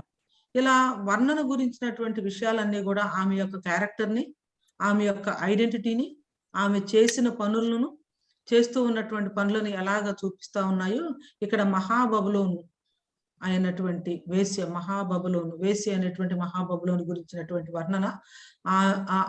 ఆ మహాబబులోను వేసి ఎవరు అనేది మనము ఐడెంటిఫై చేయడానికి మనకి క్లూస్ ఇస్తాము. సో ఇప్పుడు మనము ఇది సింబాలిక్ అని చెప్పేసి అనుకున్నాం. స్త్రీ అంటే లిటరల్ గా స్త్రీ కాదు, కానీ ఒక సిస్టము లేదా మరి ప్రపంచంలో ఉన్నటువంటి ఒక నూతన నిబంధన ప్రారంభమైన తర్వాత అంచె దినాల్లో ఉన్నటువంటి ఒక సిస్టము, లేకపోతే అపాస్టేట్ చర్చ్, లేకపోతే అంత్యక్రీస్తు 7 సంవత్సరాల కాలం భూమి మీద పరిపాలన చేస్తా ఉన్నప్పుడు తన ద్వారా మోసపుచ్చబడినటువంటి అంత్యక్రీస్తు యొక్క అనుచరులు వాళ్ళంతా కలిసి మరి నడిపిస్తూ ఉన్నటువంటి ఒక ప్రభుత్వ వ్యవస్థ, లేకపోతే వాళ్ళ యొక్క ఎలీసు, ఇవన్నీ రకరకాలుగా మనం చూడొచ్చు అనమాట. ప్రకటన గ్రంథం 13:1-10 వచనాల్లో కూడా 10 కొమ్ములు 7 తలలు గల క్రూర మృగము సముద్రంలో నుంచి పైకి రావటం, తర్వాత చిరుతుప్పుల్ని పోలి ఆ ఎలుగుబంటి పాదాలు, సింహపు నోరు, గడసర్పం తన బలము సింహాసనం ఇవ్వటం. మరలా ఇదే మాట పదే ఎర్రని మహాగడ సర్పం 7 తలలు 10 కొమ్ములు చూసి. సో ఇక్కడ మనం చూసినప్పుడు 7 తలలు కలిగినటువంటి క్రూర మృగం సముద్రంలో నుంచి బయటకు వచ్చినటువంటిది మరి ఐగుప్తు, అషూరు, బబులోను, మాదియ, పారసీక, గ్రీకు, రోమా, ఆ తర్వాత చివరిగా వచ్చినటువంటి పొలిటికల్ పవర్, చాలా పవర్ఫుల్ గా లోకం మొత్తాన్ని కూడా మరి ఒకే త్రాటి మీదకు తీసుకుని వచ్చి one world order, one world government ఇలాంటి ఫామ్ చేసే కెపాసిటీ ఉన్నటువంటి అంత్యక్రీస్తు గవర్నమెంట్ ని అది రిప్రజెంట్ చేస్తుంది అని చెప్పేసి కూడా మనం చూసాము. దీనికి ఆధారంగా పాత మాదియ, పారసీక, గ్రీకు, రోము ఈ యొక్క కింగ్డమ్స్, ఆ తర్వాత రాబోయే ఫైనల్ ఇది మనం చూడబోతా ఉన్నాం అన్నమాట. అంటే ఇంకా కూడా మనం ఏం చూసామంటే ఇంతకు ముందు లేదు, మళ్ళీ ఇప్పుడు ఉంది, చనిపోయి చావు దెబ్బ తగిలి మరలా వచ్చింది, ఇలాంటివన్నీ కూడా మనం ఇంతకు ముందు చూసినట్లున్నాం అన్నమాట. దాని తలలో ఒక దానికి చావు దెబ్బ తగిలింది, అయితే చావు దెబ్బ మానిపోయింది కాబట్టి మళ్ళా ఈ మృగం వెంట వెళ్ళటము, ఇవన్నీ కూడా మనం చూసాము. సో ఇప్పుడు ఈ స్త్రీ దగ్గరికి మనము రాబోతా ఉన్నాము. ఆ స్త్రీ గురించినటువంటి వివరణ మనం చూడబోతా ఉన్నాము. అక్కడ జరుగుతున్నటువంటి కార్యాలు ఏంటో మనం చూడబోతా ఉన్నాము. ఈ యొక్క యెజబెల్ లోకంలో ఉన్నటువంటి అంటే ప్యాగనిజాన్ని రిప్రజెంట్ చేస్తా ఉంటే, ఇక్కడ ఉన్నటువంటి మహాబబులోను, వేసి అయినటువంటి మహాబబులోను దేన్ని రిప్రజెంట్ చేస్తా ఉంది? వేసి అయినటువంటి మహాబబులోను ఎవరని అనుకుంటా ఉన్నారు మీరు? అంటే ఈ యొక్క వర్ణన మనం చూసాము. అక్కడ అంత్యక్రీస్తు, అబద్ధ ప్రవక్తలు ఇద్దరు కలిపి రన్ చేస్తూ ఉన్నటువంటి గవర్నమెంట్ సిస్టమ్, అప్పుడు ఉన్నటువంటి పరిస్థితులన్నీ కూడా మనం చూసాము. దానికి దీనికి 14-15 అధ్యాయంలో ఉన్నటువంటి పోలికలకి ఇప్పుడు 17 అధ్యాయంలో మనం చూస్తున్నటువంటి దానికి ఉన్నటువంటి పోలికలను మనం చూసినప్పుడు ఏమని అర్థం చేసుకోవచ్చు? దీనిలోనికి వెళ్ళడానికి మునుపు చెప్పండి. సాటానిక్ కింగ్డమ్ అక్క. Satanic kingdom, very good. Satanic kingdom. ఇంకా Catholic church too, Catholic church కూడా అవ్వచ్చు. Very good. Yeah, it is pointing to, అంటే మెయిన్ స్పాన్సర్ అనుకోవాలి. Yeah, okay, Catholic church, it is representing and also pointing to Catholic church also, satanic kingdom. ఇంకా అనేక భ్రష్ట సంఘాలు కూడా ఇది అపాస్టేట్ చర్చ్ అని అంటున్నాం కాబట్టి సంఘంలోకే వచ్చినటువంటి సంఘంలోనికే జరపడినటువంటి ఒక అపాస్టేట్, భ్రష్టత్వానికి గురైనటువంటి సంఘం అనుకోవచ్చు. ఇంకా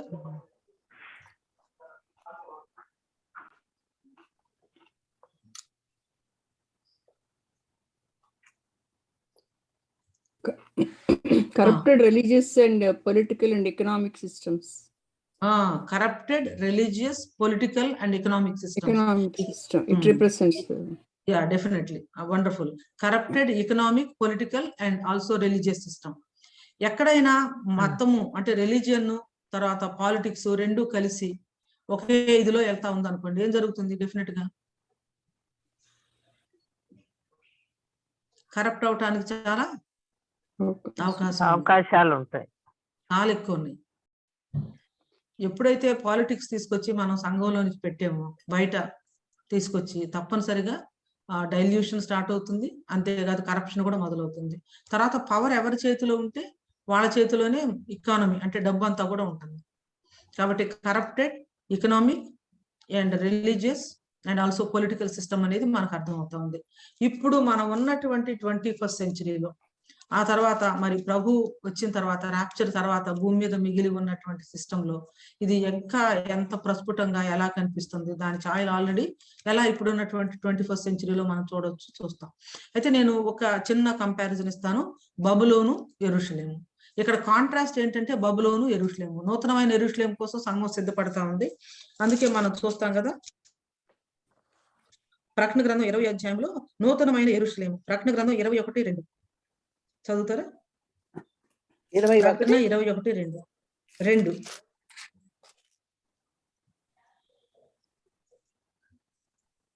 ఆ పట్టణపు రాజవీధి ప్రకటన మధ్యను 21:2. ఓ సారీ, నేను నూతనమైన యెరూషలేము అను ఆ పరిశుద్ధ పట్టణము తన భర్త కొరకు అలంకరింపబడిన పెండి కుమార్తె వలె సిద్ధపడి పరలోకమందున్న దేవుని యొద్ద నుండి దిగి వచ్చుట చూచితిని. దేవుని యొద్ద నుండి దిగి వచ్చుట చూచితిని. నూతనమైన యెరూషలేము. మరి బైబిల్లో చాలా సార్లు వాడబడినటువంటి పేరు పట్టణం ఏంటంటే యెరూషలేము. యెరూషలేము తర్వాత నెక్స్ట్ ఏమిటి అంటే బబులోను. ఇవన్నీ కూడా రెండు ఆపోజిట్ సిటీస్ అన్నమాట. యెరూషలేము పరిశుద్ధ పట్టణం, మహారాజు పట్టణం. ఈ బబులోను ఏకమైనటువంటి కార్యాలు అన్నిటికీ కూడా ఆలవాలం ఆటపట్టు అనమాట. బబులోను గురించి మొట్టమొదటి మనం ఎక్కడ చూస్తాము, ఎక్కడ వింటాము, ఏమన్నా ఐడియా ఉందా? పాత నిబంధనలో జెనిసిస్ లో కనిపిస్తుంది. జెనిసిస్ లో చూస్తాము. జెనిసిస్ లో ఏ అధ్యాయంలో చూస్తామండి? I think 10th or 11th 11th chapter లో బబులోను దగ్గర బాబెలు అని ఉంటది. బాబెలే బబులోను యొక్క ఓల్డ్ నేమ్ అని అనుకోవచ్చు. టవర్ కట్టింది. అవునండి, నిమ్రోదు. Yes, very good. ఆ టవర్ ని కట్టించింది నిమ్రోదు, కూషు యొక్క మనవడైనటువంటి నిమ్రోదు. ఆ నిమ్రోదు గురించినటువంటి ఒక వర్ణన ఏముందంటే, నిమ్రోదు గురించి యెహోవా ఎదుట పరాక్రమము గల వేటగాడైనటువంటి నిమ్రోదు అని. యెహోవా ఎదుట అంటే యెహోవా సన్నిధి అని కాదు అర్థం. హీబ్రూలో ఎదుట అంటే ఫనీ అంటే ఫేస్ అని, అంటే ఆయనకి వ్యతిరేకంగా, ఆయనకి ఆపోజిట్ గా, నువ్వేంటి నేను నిన్నేంటి ఆరాధించేది, చూడు నేనే నీకు అపోజిషన్ గా ఒక పెద్ద టవర్ నిర్మించి ఆకాశంను అంటేటట్లుగా ఒక పెద్ద టవర్ నియమించి ఆకాశంలో ఉన్న ఈ యొక్క సూర్యచంద్ర నక్షత్రాలు వీటన్నిటిని ఆరాధించడానికి, ఐడోలేటరీ వీటన్నిటిని చేయటానికి మొట్టమొదట ప్రారంభించింది ఎవరంటే నిమ్రోదు అన్నమాట. అంటే దేవుని యొక్క సత్యమైనటువంటి కింగ్డమ్ కి, ఆయన వాటికి అపోజింగ్ గా ఏదైతే పనిచేస్తుందో దానికి అసలు ఆరిజిన్ ఏమిటి అంటే బబులోను. చాలా సందర్భాల్లో మనం పాత నిబంధనలో బబులోను చూస్తాము. ఇశ్రాయేలు చెరలోనికి వెళ్ళిపోయింది కూడా బబులోనులో. అక్కడ నుంచి కింగ్డమ్స్, అక్కడ ఉన్నటువంటి అట్రాక్షన్స్ వాటన్నిటిని కూడా. సో దేవుడు ఎందుకు దిగొచ్చి వీరు చేస్తూ ఉన్నటువంటి కార్యాన్ని తారుమారు చేసి, చిందరవందర చేసి వాళ్ళందరినీ అక్కడి నుంచి స్కాటర్ చేయాల్సి వచ్చిందంటే, ఇక వాళ్ళు ఎంతకైనా తెగించి ఎంత భయంకరమైనటువంటి పతనావస్థలోనికైనా మళ్ళీ వెళ్ళిపోతారని. సో కాబట్టి మనం ఆది కాండంలో మొదలైనటువంటి ఆ బబులోను ప్రకటన గ్రంథం వరకు కూడా మనం కొనసాగటం చూస్తూనే ఉన్నాము. ఇక్కడ అది ఒక సిస్టమ్ కావచ్చు, ఒక దేవునికి వ్యతిరేకంగా పనిచేస్తున్నటువంటి ఒక పవర్ఫుల్ ఇది కావచ్చు, ఏ విధంగా కంప్లీట్ గా కొలాప్స్ అవుతుంది, ఏ విధంగా కంప్లీట్ గా కూలిపోతా ఉంది. అల్టిమేట్ గా మరి గొర్రెపిల్ల ఆయన భార్య అయినటువంటి సంఘం విన్ చేస్తారు, వాళ్ళు రాజ్యాన్ని ఎస్టాబ్లిష్ చేస్తారు, మనం చూడబోతున్నాం. ఇక్కడ జరుగుతున్నటువంటి కార్యాలు ఏంటో ఒకసారి మనం చూద్దాం. ఎందుకంటే ఇక్కడ జరుగుతున్నటువంటి కార్యాలు ఏంటో మనం చూస్తే, ఈ రోజున సంఘాల్లో జరుగుతున్నటువంటి కొన్ని పనులకు ఇక్కడ జరుగుతున్నటువంటి వాటికి చాలా పోలికలు ఉన్నాయని నేను చెప్పకుండానే మీరు అర్థం చేసుకుంటారని అనుకుంటున్నాను. నేను ఇక్కడ జరుగుతున్న కార్యాలు అంటే, ఇక్కడ వర్ణన మనం చూసాం కదా, మహావేశ్య అయినటువంటి బబులోను. ఆల్రెడీ సుధాకర్ గారు అన్నారు, it is even representing the papal church, అంటే పోపు తర్వాత రోమన్ క్యాథలిక్ చర్చ్ కూడా ఒక విధంగా సిగ్నిఫై చేస్తుంది అని. ఎందుకంటే రోమన్ కథోలిసిజంలో ఉన్నటువంటి విగ్రహారాధన ఇదేంటో తెలుసా? పోపు ఏం చేస్తా ఉన్నాడు అంటే, క్రీస్తు బాలుని యొక్క దీన్ని ముద్దు పెట్టుకుంటా ఉన్నాడు. అవుట్ రైట్ గా ఉన్నటువంటి ఐడలిటీ అని చెప్పేసి అనుకోవచ్చు అనమాట. అంత మాత్రమే కాకుండా భూరాజులు ఆమెతో వ్యభిచారము చేసిరి అని ఉంటుంది. భూరాజులు ఆమెతో వ్యభిచారం చేసిరి అని ఉంటుంది. వ్యభిచారం అనే దాన్ని బైబిల్ ఏ రీతిగా వర్ణిస్తుంది అంటే, దేవునితో ఉండవలసినటువంటి సంబంధం, దేవునితో ఉండకుండా లోకాన్ని గనక ప్రేమిస్తే దాన్ని వ్యభిచారంగా దేవుని వాక్యం చూస్తుంది. యాకోబు రాసిన పత్రికలో వ్యభిచారాన్ని గురించినటువంటి నిర్వచనం ఏంటో చెప్తారా? యాకోబు తన పత్రికలో వ్యభిచారాన్ని ఏ విధంగా నిర్వచించాడు?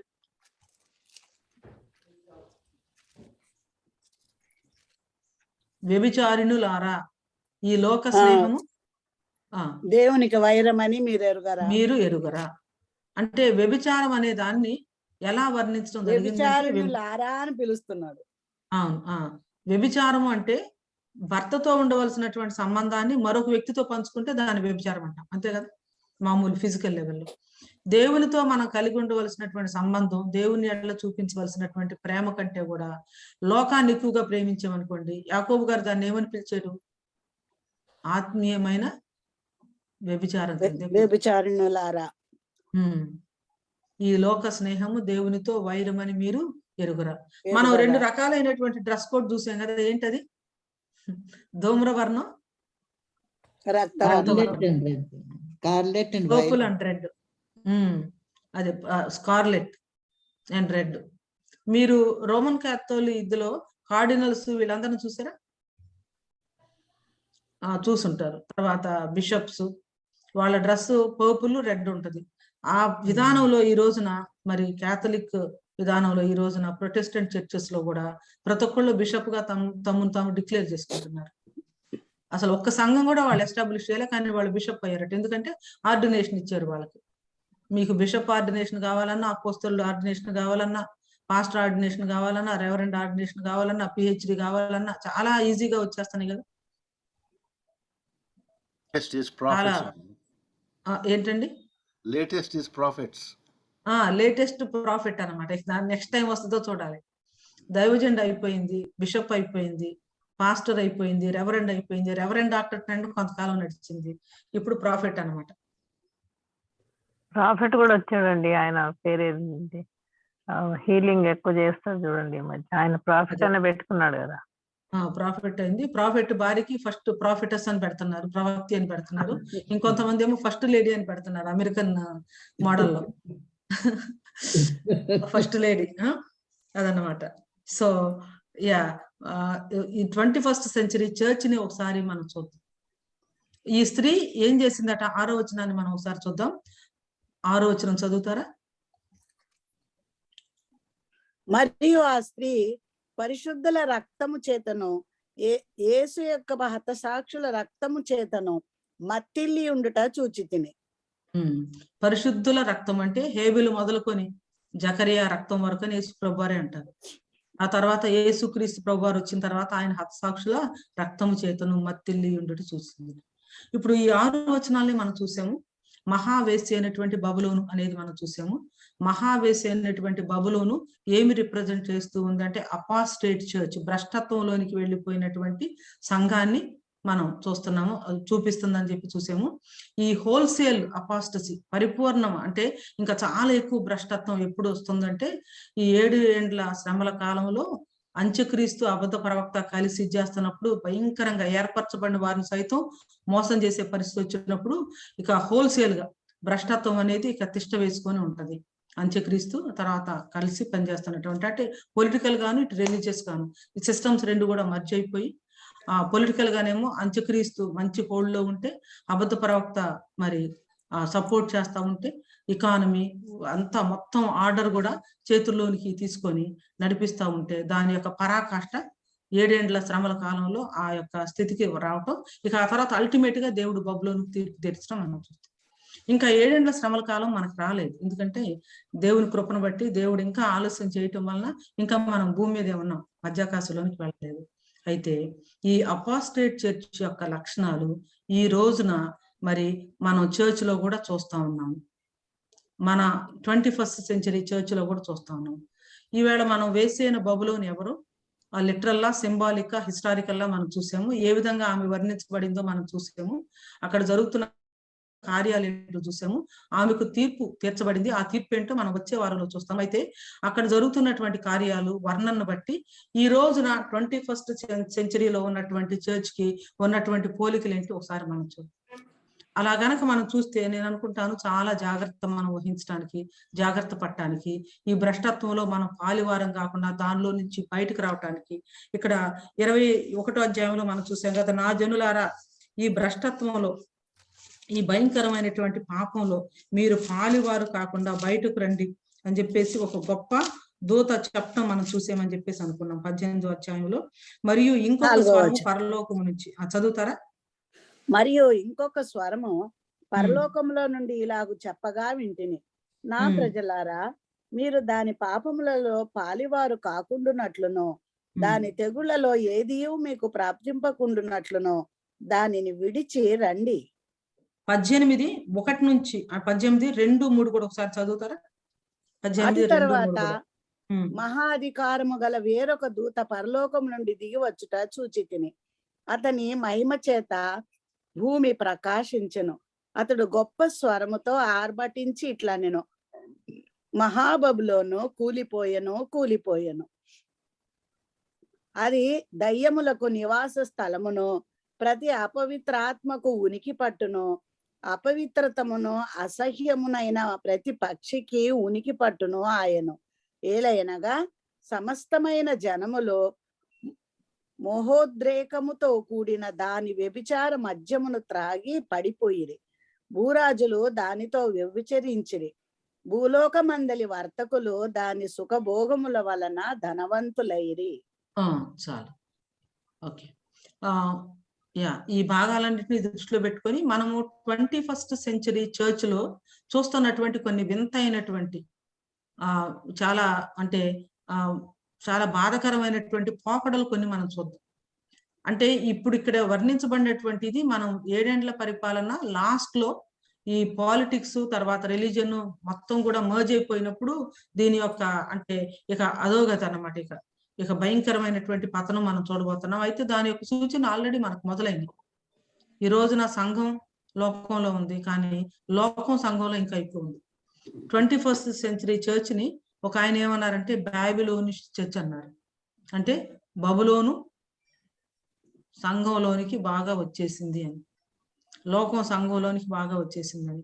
సో ఇక్కడ చెప్పబడినటువంటి టెండెన్సీస్ కావచ్చు, ఈ వర్ణనలు కావచ్చు 21st సెంచరీలో ఏమైనా ఉన్నాయా, ఉంటే ఎంతవరకు ఉన్నాయి, వాటిని మనం ఎలా పసిగట్టవచ్చు, వాటిల్లో మనం పాలు వాళ్ళం కాకుండా ఎలా బయటకు రావాలి, అది చాలా ప్రాముఖ్యమైనటువంటి ప్రశ్న. దయచేసి మీరందరూ మాట్లాడితే బాగుంటుంది అనుకుంటున్నాను. బాబిలోనిష్ చర్చ్.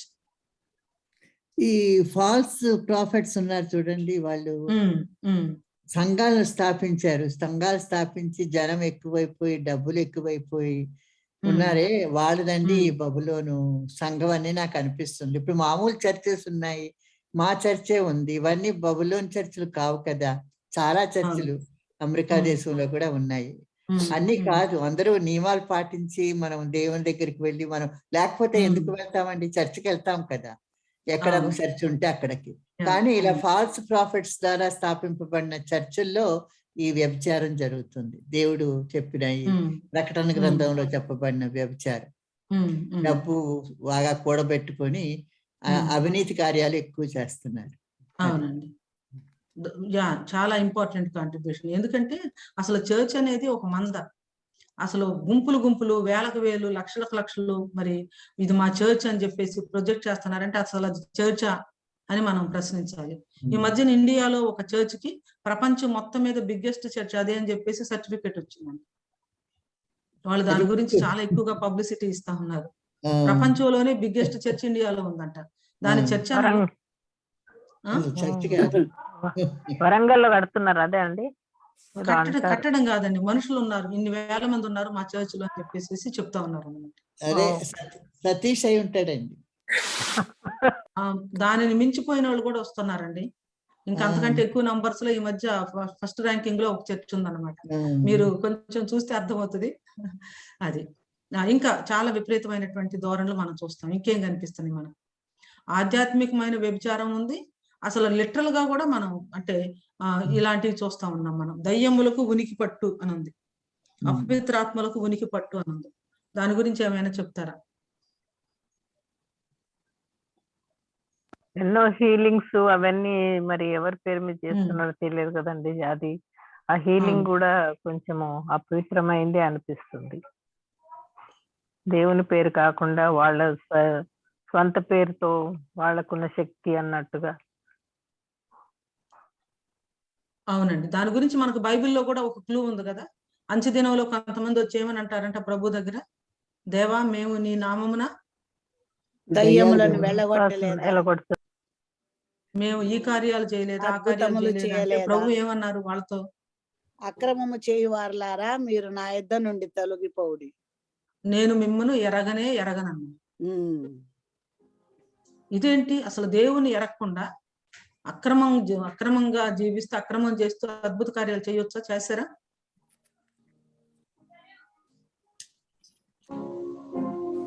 చేశారని ఎవరు చెప్తున్నారు? దేవుడే చెప్తున్నాడు, ప్రభువే చెప్తున్నారు. కాబట్టి అది 100% మనం నమ్మాలి. ఈ రోజున మనం చూసే చాలా ఆశ్చర్య కార్యాలు, అద్భుత కార్యాలు వెనక దేవుని శక్తి ఉందా, లేకపోతే దేవుని శక్తి కాకుండా వేరే శక్తులు కూడా పనిచేయడానికి అవకాశం ఉందా? దానికి అవకాశం ఉందండి. ఉంది, డెఫినెట్ గా. మీరు ఇండియాలో ఒక ట్రెండ్ గమనించి ఉండాలి. ఆఫ్రికన్ కంట్రీస్ లో నుంచి వచ్చేదంతా ఇక్కడ ఉన్నట్లుగా ఇక్కడికి అంటే రవాణా అవుతుంది అన్నమాట. అక్కడ వాళ్ళు ఏది చేస్తా ఉంటే ఇక్కడ వీళ్ళు అది చేస్తా ఉంటారు. చాలా అకల్ట్ ప్రాక్టీసెస్. చెప్పండి. ఆఫ్రికాలో అదే అంటే latest word term being used is spiritual adultery అంటున్నారంట. అదే దట్ అంటే there are so many references in the Bible to that spiritual adultery. So people are following for that and following completely forgetting who is who about Jesus actually, అవునండి. people falling for the other people's this thing. So ఈ term వాడుతున్నారండి spiritual adultery అని. అవును. Yeah చాలా counter feet. చెప్పండి. చాలా అంటే doctors కూడా చాలా వరకు వేరుగానే బోధిస్తున్నారండి. చాలా వరకు అంటే ఈ ప్రాస్పెరిటీ గాస్పెల్ అని ఇదని అదని దాని ద్వారా మనుషులను కూడా ఆకర్షిస్తున్నారు. They are not looking for the salvation but they are looking for the prosperity. అది కూడా ప్రాస్పెరిటీ కోసం ఇది చూస్తూ ఉన్నారు. అంటే క్రిస్టియన్ గా ఉంటే ప్రాస్పర్ అవుతారు అన్న ఫీలింగ్ తీసుకొస్తున్నారండి. మీరు 10,000 ఇస్తే ఎంత బాగుంటారు, 20,000 ఇస్తే బాగుంటారు. అంతేకాని క్రిస్టియన్ లైఫ్ లో దెర్ ఆర్ ట్రిబ్యులేషన్స్ అన్నది, సఫరింగ్స్ ఉంటాయి అన్నది అసలు అది ప్రిడిక్ట్ చేయటం లేదు. Once you become a Christian means no suffering, no worry, you will prosper basing on your amount you donate. Donate amount బట్టి ఎంత వస్తుంది అన్నది ఉంటుంది. వ్యక్తి పూజ ఎక్కువైందండి. దేవుని నామానికి మహిమ తీసుకురావట్లేదు, మనిషికి తీసుకొస్తున్నారు. అంతేగాని దేవుని నామానికి మహిమపరచట్లేదు. అవునండి. అంతా కూడా కౌంటర్ ఫీట్ కల్చర్ వచ్చేసింది. Counter feet churches, counter feet fruit of the spirit, counter feet people అన్ని కూడా అంటే సాతాను కొత్తగా వచ్చినవేనండి. అసలు పాత చర్చలు అలాగే ఉన్నాయి, మన సిద్ధాంతాలు మనవి అని.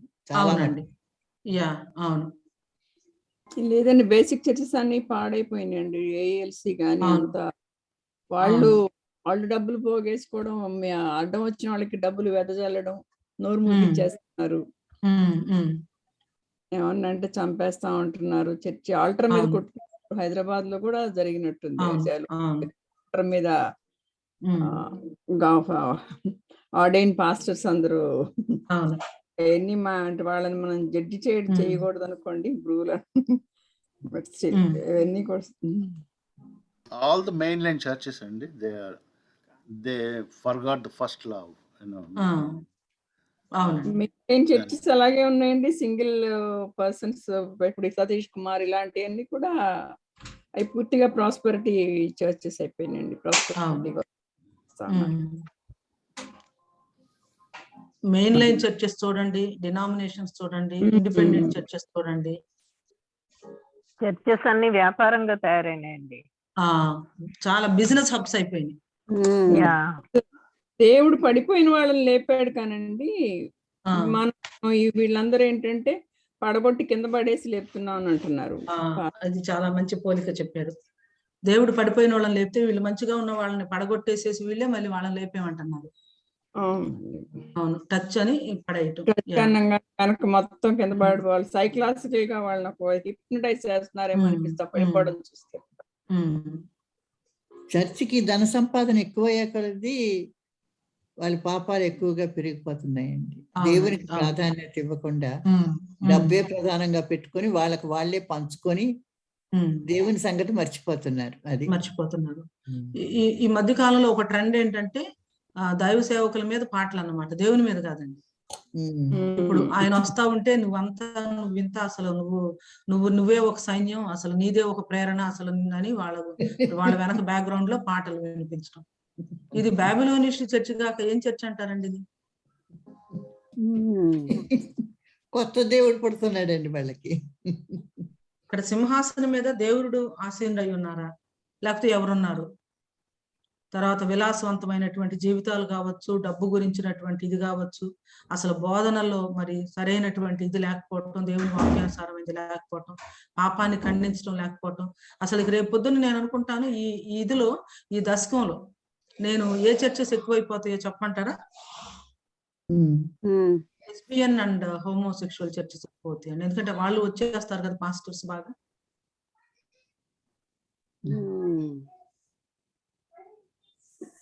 చిన్న డౌట్స్ అంతా చెప్పండి.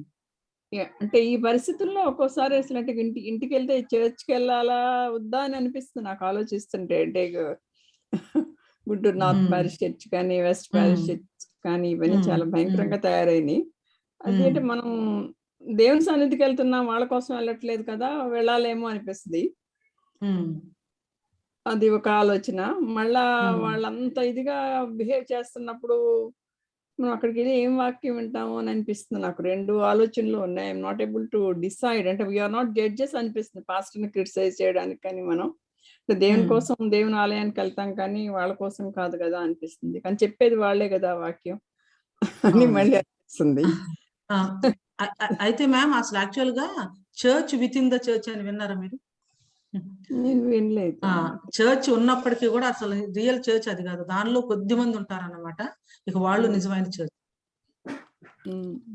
So no matter what is happening there, what ever, మనము దేవుని ఎదుట యథార్థంగా నమ్మకంగా నడుస్తూ ఉన్నప్పుడు డెఫినెట్ గా we are the real church. Invisible church, ఇప్పుడు యూనివర్సల్ చర్చ్ ఆఫ్ గాడ్ మనం తీసుకున్నప్పుడు విజిబుల్ చర్చ్, ఇన్విజిబుల్ చర్చ్ మనం చూస్తాము. కాబట్టి అన్ని సంఘాల్లో కూడా వరల్డ్ వైడ్ గా అసలైనటువంటి సంఘం వేరే ఉంది. అది ఎప్పుడు సెపరేట్ అవుతుందంటే ప్రభు వచ్చినప్పుడు, ర్యాప్చర్ లో సెపరేట్ అవుతుంది. కానీ వీళ్ళు ఎందుకు దేవుణ్ణి గురించి ప్రాముఖ్యత ఇవ్వడం లేదండి? దేవుని సంగతి తెలిసిన వాళ్ళు ఇలా ఎందుకు చేస్తున్నారు? అందరికి బాగా తెలుసు, మనకన్నా ఎక్కువ తెలుసు వాళ్ళకి బైబిల్, కానీ దేవునికి విరుద్ధంగా చేస్తున్నారు. వాళ్ళ సొంతానికి వాడుకుంటున్నారు. అది ఎందుచేత? అవునండి. మరి వాళ్ళు పాస్టర్ అయింది ఎందుకు? దేవుని వాక్యం తెలిసినందుకు మనకు చెప్పాలని. కానీ వీళ్ళు ఇలా వ్యతిరేకంగా చేయడం వల్ల వాళ్ళ ఉద్దేశం ఏంటి? వాళ్ళందరినీ పాడు చేయాలని. ఆనంద్ గారు చెప్తారా మీరు? చెప్పండి. మీరు ఆల్రెడీ టచ్ చేశారు సిస్టర్ ఆ పాయింట్. ఎందుకంటే సిస్టర్ రత్నశ్రీ గారికి వచ్చిన ప్రశ్న మన ఇక్కడ కూర్చున్న వాళ్ళు చాలా మందికి ఉంది, మనం చర్చికి వెళ్ళాలా వద్దా, దేవుని సన్నిధికి వెళ్ళాలా. ఎందుకంటే ఏమైపోయిందంటే ఇప్పుడు ఎవ్రీథింగ్ ఈజ్ ఓకే, అది మన స్లోగన్, ఎనీథింగ్. ఎందుకంటే మనకి జనరేషన్స్ చేంజ్ అవుతున్నాయి, ట్రెండ్స్ చేంజ్ అవుతున్నాయి, అని చేత ఏంటంటే everything is okay. Grandness, the opposite thing is the grandness versus the humility. దేవుడు మనకి జీసస్ క్రైస్ట్ పుట్టిన దగ్గర నుంచి కూడా ఆయన రిచ్ గా ఒక రోమా రాజ్యంలో, ఒక సామ్రాజ్యంలో ఒక రాజుకి కొడుకుగా పుట్టి కూడా మనందరికీ రక్షణ కలిగించాలండి. విత్ దట్ బర్త్ ఆయన ఒకటి మనకు నేర్పించాలని, ఆయన జీవన విధానం గాని, పుట్టిక గాని, చావు గాని, రెజరెక్షన్ గాని అన్ని మనకు నేర్పించినప్పుడు అవన్నీ పక్కన పెట్టేసి మనం గ్రాండ్నెస్ అనే దానికి ఎప్పుడైతే చూస్తున్నామో, మన స్క్రిప్చర్స్ ని మనకు అనుకూలంగా, మన కాంటెక్స్ట్ కి మనకు అనుకూలంగా మార్చేసుకుంటున్నాం మనం. మీరు అదే సిస్టర్ పాయింట్ కూడా ఏంటంటే మనకి శాంతి గారు కూడా చెప్పారు, అందరికి వాక్యం తెలిసిన వాళ్ళే కానీ ఎందుకు చేస్తున్నారంటే ఏమవుతుందంటే, ఒక పక్కనున్న వాళ్ళు గ్రాండ్నెస్ కి చూస్తుంటే సో వాళ్ళతో మనం కంపీట్ అవడానికి చూస్తున్నాం తప్పితే, మనం బేస్ ఫండమెంటల్ జీసస్ క్రైస్ట్ అని పేరు చెప్తున్నాం తప్పితే we are never referring to the characteristics and the main goal of the Jesus Christ and great commission. ఇక్కడ మనకు ప్రాబ్లం అయిపోయి మనం ప్రపంచాన్ని చూస్తాం కాబట్టి అందరితో పరిగెడుతున్నాం తప్పితే దేవునితో పరిగెట్టలేదు. మీరు అన్నారు మంచి వ్యాలిడ్ పాయింట్. ఇలాగున్నా కూడా మనం దూషించకూడదు సిస్టర్ అన్నట్టు. కానీ there are core people are there still. వాళ్ళకి ఎన్ని షార్ట్ కట్స్ ఉన్నా కూడా, మనకి పేరు కావాలన్నా, అథారిటీ కావాలన్నా, డబ్బు కావాలన్నా, there are thousands of short cuts are there. కానీ వాళ్ళ దేవుడు ఏదైతే పాతిచ్చారో, వాళ్ళ కష్టాలు వచ్చినా నష్టాలు వచ్చినా కూడా అలాగే ఉన్న వాళ్ళు ఎప్పుడో మినిస్ట్రీ స్టార్ట్ చేసి వాళ్ళ సోల్స్ ని రక్షిస్తూ కూడా ప్రపంచానికి తెలియని వాళ్ళు సేవకులు ఎంతో మంది ఉన్నారు. మీకు తెలుసు, మాకు తెలుసు. సో మన సిస్టర్ రత్నశ్రీ గారికి ఏంటంటే, మనకు వాక్యం తెలుసు, మీకు ఇప్పుడు క్లియర్ గా అర్థమవుతుంది, వెళ్ళాలో లేదని మీకు మనసు చెప్తుందంటే something is going on their అన్నప్పుడు మనం అక్కడికి వెళ్ళి మనం అందులో మునిగిపోవాల్సిన అవసరం లేదు. Either get rid of that one stay back. మనకి ఇప్పుడు అక్కడికి వెళ్ళాలని నేను ప్రజెన్స్కి వెళ్ళకపోయినంత మాత్రం మనల్ని ఎవరైనా ఇవ్వలేరు. ఎగ్జాంపుల్ చెప్తున్నాను, వెళ్ళొద్దని చెప్పట్లేదు, కానీ మీకు దేవుడు చెప్తున్నాడు కాబట్టి దర్ ఇస్ సంథింగ్ రాంగ్ అని మీరు రియలైజ్ అవుతున్నప్పుడు something we have to definitely take a step. అది ఆ ఒక్క ఇన్ఫర్మేషన్ ఇవ్వాలని చెప్పేసి నేను ఐ ఇంటర్ఫియర్ అన్నమాట. ఎందుకంటే మన మనసు చెప్తున్నప్పుడు we can't overcome that. Definitely. Thank you very much. Thanks, Amma. Thank you. Anand, thank you. very much. Hello, చెప్పండి శోభన్ గారు. సో మనం ఇప్పటి వరకు మాట్లాడుకున్న దాని ప్రకారం విశ్లేషిస్తే చర్చ్ అనేది మనం బందీలం అయిపోయాం, లోకానికి బందీలం. ఎందుకంటే మీరు రెవల్యూషన్ నాకేం చెప్పారంటే, లోకాన్ని ఎవరైతే ప్రేమిస్తారో they are equivalent to adulterous అని చెప్పారు.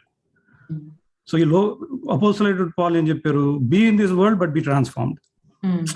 ఉండండి కానీ ట్రాన్స్ఫార్మ్ అయ్యి పైన వాటి గురించి వెతకండి అన్నారు. సో ఈ లోకపరంగా మనం ఎక్కడున్నా కూడా అకార్డింగ్ టు అమెరికన్ స్టాండర్డ్ మనం ధనవంతులు అనుకోవాలన్నా కూడా మినిమం $2.5 మిలియన్ ఉంటే కానీ మీరు ధనవంతులు గారు అమెరికాలో. సో ఇక్కడికి వచ్చిన వాళ్ళు ధనం కోసం వచ్చినా దేనికోసం వచ్చినా ఏ రూపంలో చూసినా వాళ్ళు ధనవంతులు కాదు. ఎందుకంటే you should have at least $2 million net worth. స్పిరిచువల్గా వచ్చామనుకోండి, చర్చ్ ఏమైపోయిందంటే church has become focus on events. Event based అయిపోయింది. ఈవెంట్ అంటే ఏంటి, ఇప్పుడు మనం చర్చ్కి ఎందుకు వెళ్తున్నాం, పాటలు పాడాలి, రైట్? తర్వాత ఒక మెసేజ్ వినాలి, తర్వాత సంవత్సరంలో 4 పండగలు వస్తాయి, పండగలు. సో మన ఫోకస్ అంతా ఏమైపోతుందంటే వీఆర్ ఫోకసింగ్ ఆన్ ఈవెంట్స్. మనకి ప్రావర్బ్స్ 27:17 ఏముందంటే ఐరన్ షార్పన్స్ ఐరన్ అని ఉంది. అంటే మనం ఒకరిని ఒకరు ప్రేమించుకోవాలి, ఒకరి బాధలు ఒకరు పంచుకోవాలి, ఒకరి రిసోర్సెస్ ఒకరు చేసుకోవాలి. మనం సంగమంగా కూడినప్పుడు నాకున్నటువంటి టాలెంట్స్, నాకున్నటువంటి పరపతి నా గురించి కాదు. Coming to the church to give my talents to the church, to be served for the church. ఎప్పుడైతే ఈవెంట్ బేస్డ్ అయిపోయిందో ఇదంతా నా ఖ్యాతి, నా నా నా నా నా గురించి అయిపోయింది. నా అయిపోయినప్పుడు ఏమవుతుందంటే ఎదుటి వాళ్ళ గురించి నాకు పట్టింపు లేదు. నేను చర్చ్కి ఎందుకు వస్తున్నాను, why I'm coming. So first question మనం వేసుకోవాల్సిందంటే what is the purpose I'm coming, why God has asking me to come to church. Church లేకుండా ఇప్పుడు మనం రిమోట్లోనే చేసుకుంటున్నాం. ఇప్పుడు కోవిడ్లో చర్చ్కి వెళ్ళాల్సిన అవసరం లేదు కదా. Church is there for fellowship. మనం ఫెలోషిప్ చేసుకోవాలి. Again fellowship has become an event. Fellowship is there to share our concerns, ఒకరిని ఒకరు బాధలు అర్థం చేసుకుని, ఒకరిని ఒకరు ప్రోత్సహించుకుని, ఒకరి కొరకు ఒకరు మనకు ఉన్న టాలెంట్లు.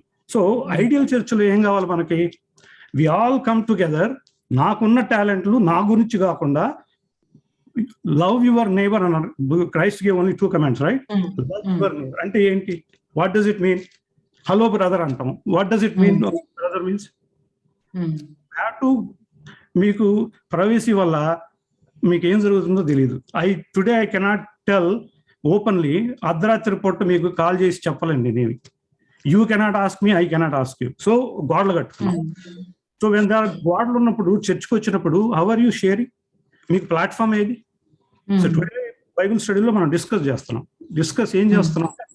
We have to open up our things and then మనకు ఉన్నటువంటి టాలెంట్స్ ఒకరినొకరు ప్రేమించుకోవటం అంటే పక్క వాటి గురించి మనం ఆలోచించాలి. సో ఐడియల్ గా సంఘంలో వచ్చినప్పుడు ఎవరి కీర్తి వాళ్ళు కాకుండా దేవుని కీర్తి కోసం పనిచేసినప్పుడు ఎట్లా ఉంటుందండి? ఐడియల్ గా పాటలు పాడినా, what ever we do with passion, we do with. ఏం చేసినా కూడా మీరు పాటలు పాడినా, మెసేజ్ చెప్పినా, ఇప్పుడు ఏంటంటే వస్తాము ఎవరో చేస్తున్నారులే అంటే ఇన్వాల్వ్, అంటే ఇంక్లూజివ్నెస్ లేదు. అంటే వాళ్ళు ఎవరో చేస్తున్నారులే, వాళ్ళ చర్చలే మనకేంట్లే అనుకున్న తప్పితే ఇది నా చర్చు, నేను వెళుతున్నాను, నాకు ఒక రెస్పాన్సిబిలిటీ ఉంది.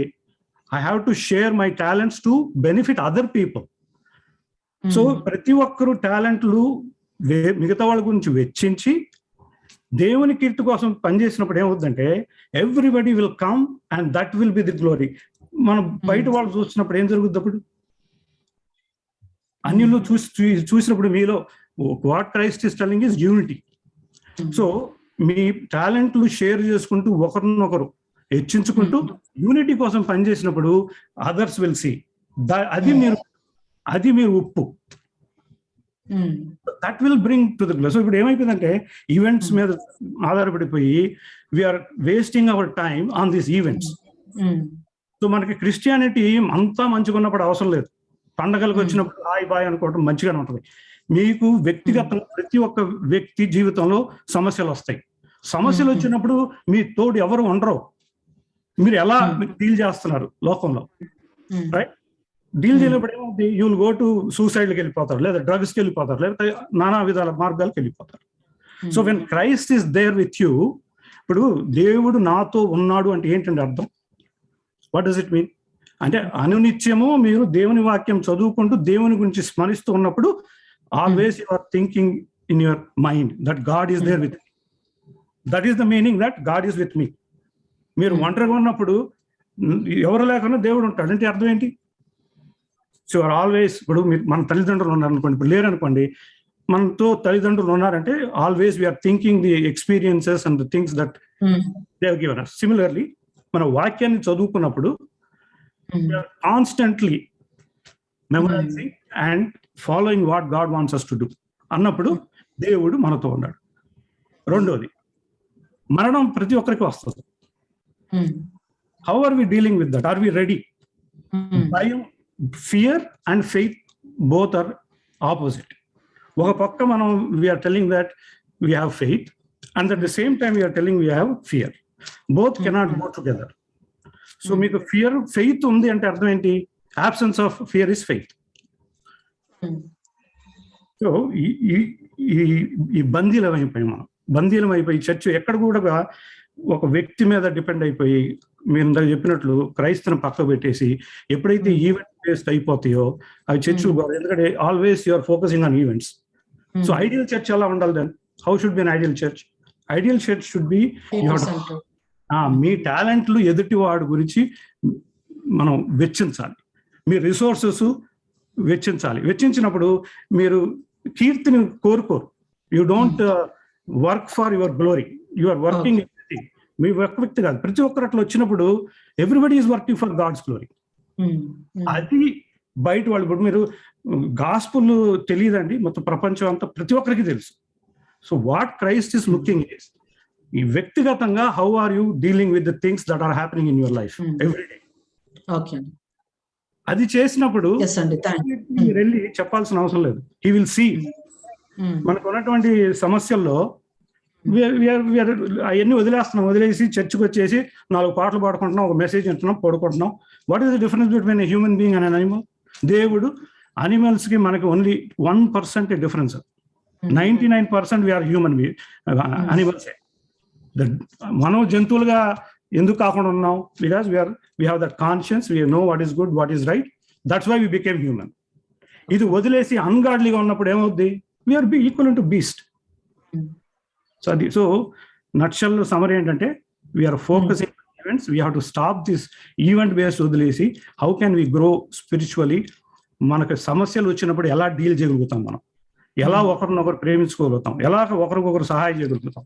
ఇది చూసినప్పుడు, యూనిటీ వచ్చినప్పుడు, then other people will see that will be the glory. Then they will change their mind to hey, వీళ్ళంతా ఇంత మంచిగా యూనిటీగా ఉన్నారు కదా, వీళ్ళలో ఏదో ఉంది, వీళ్ళు వెలుగుగా ఉన్నారు, మనం కూడా వాళ్ళు వెళ్ళి కలుద్దాం అన్న వస్తుంది. ఇప్పుడు ఎక్కడ ఉంది? అది కలవడానికి కూడా అవకాశం లేదు కదా. That is why church is going away, because everything is event based. అది నేను చెప్పాలి. Thank you brother.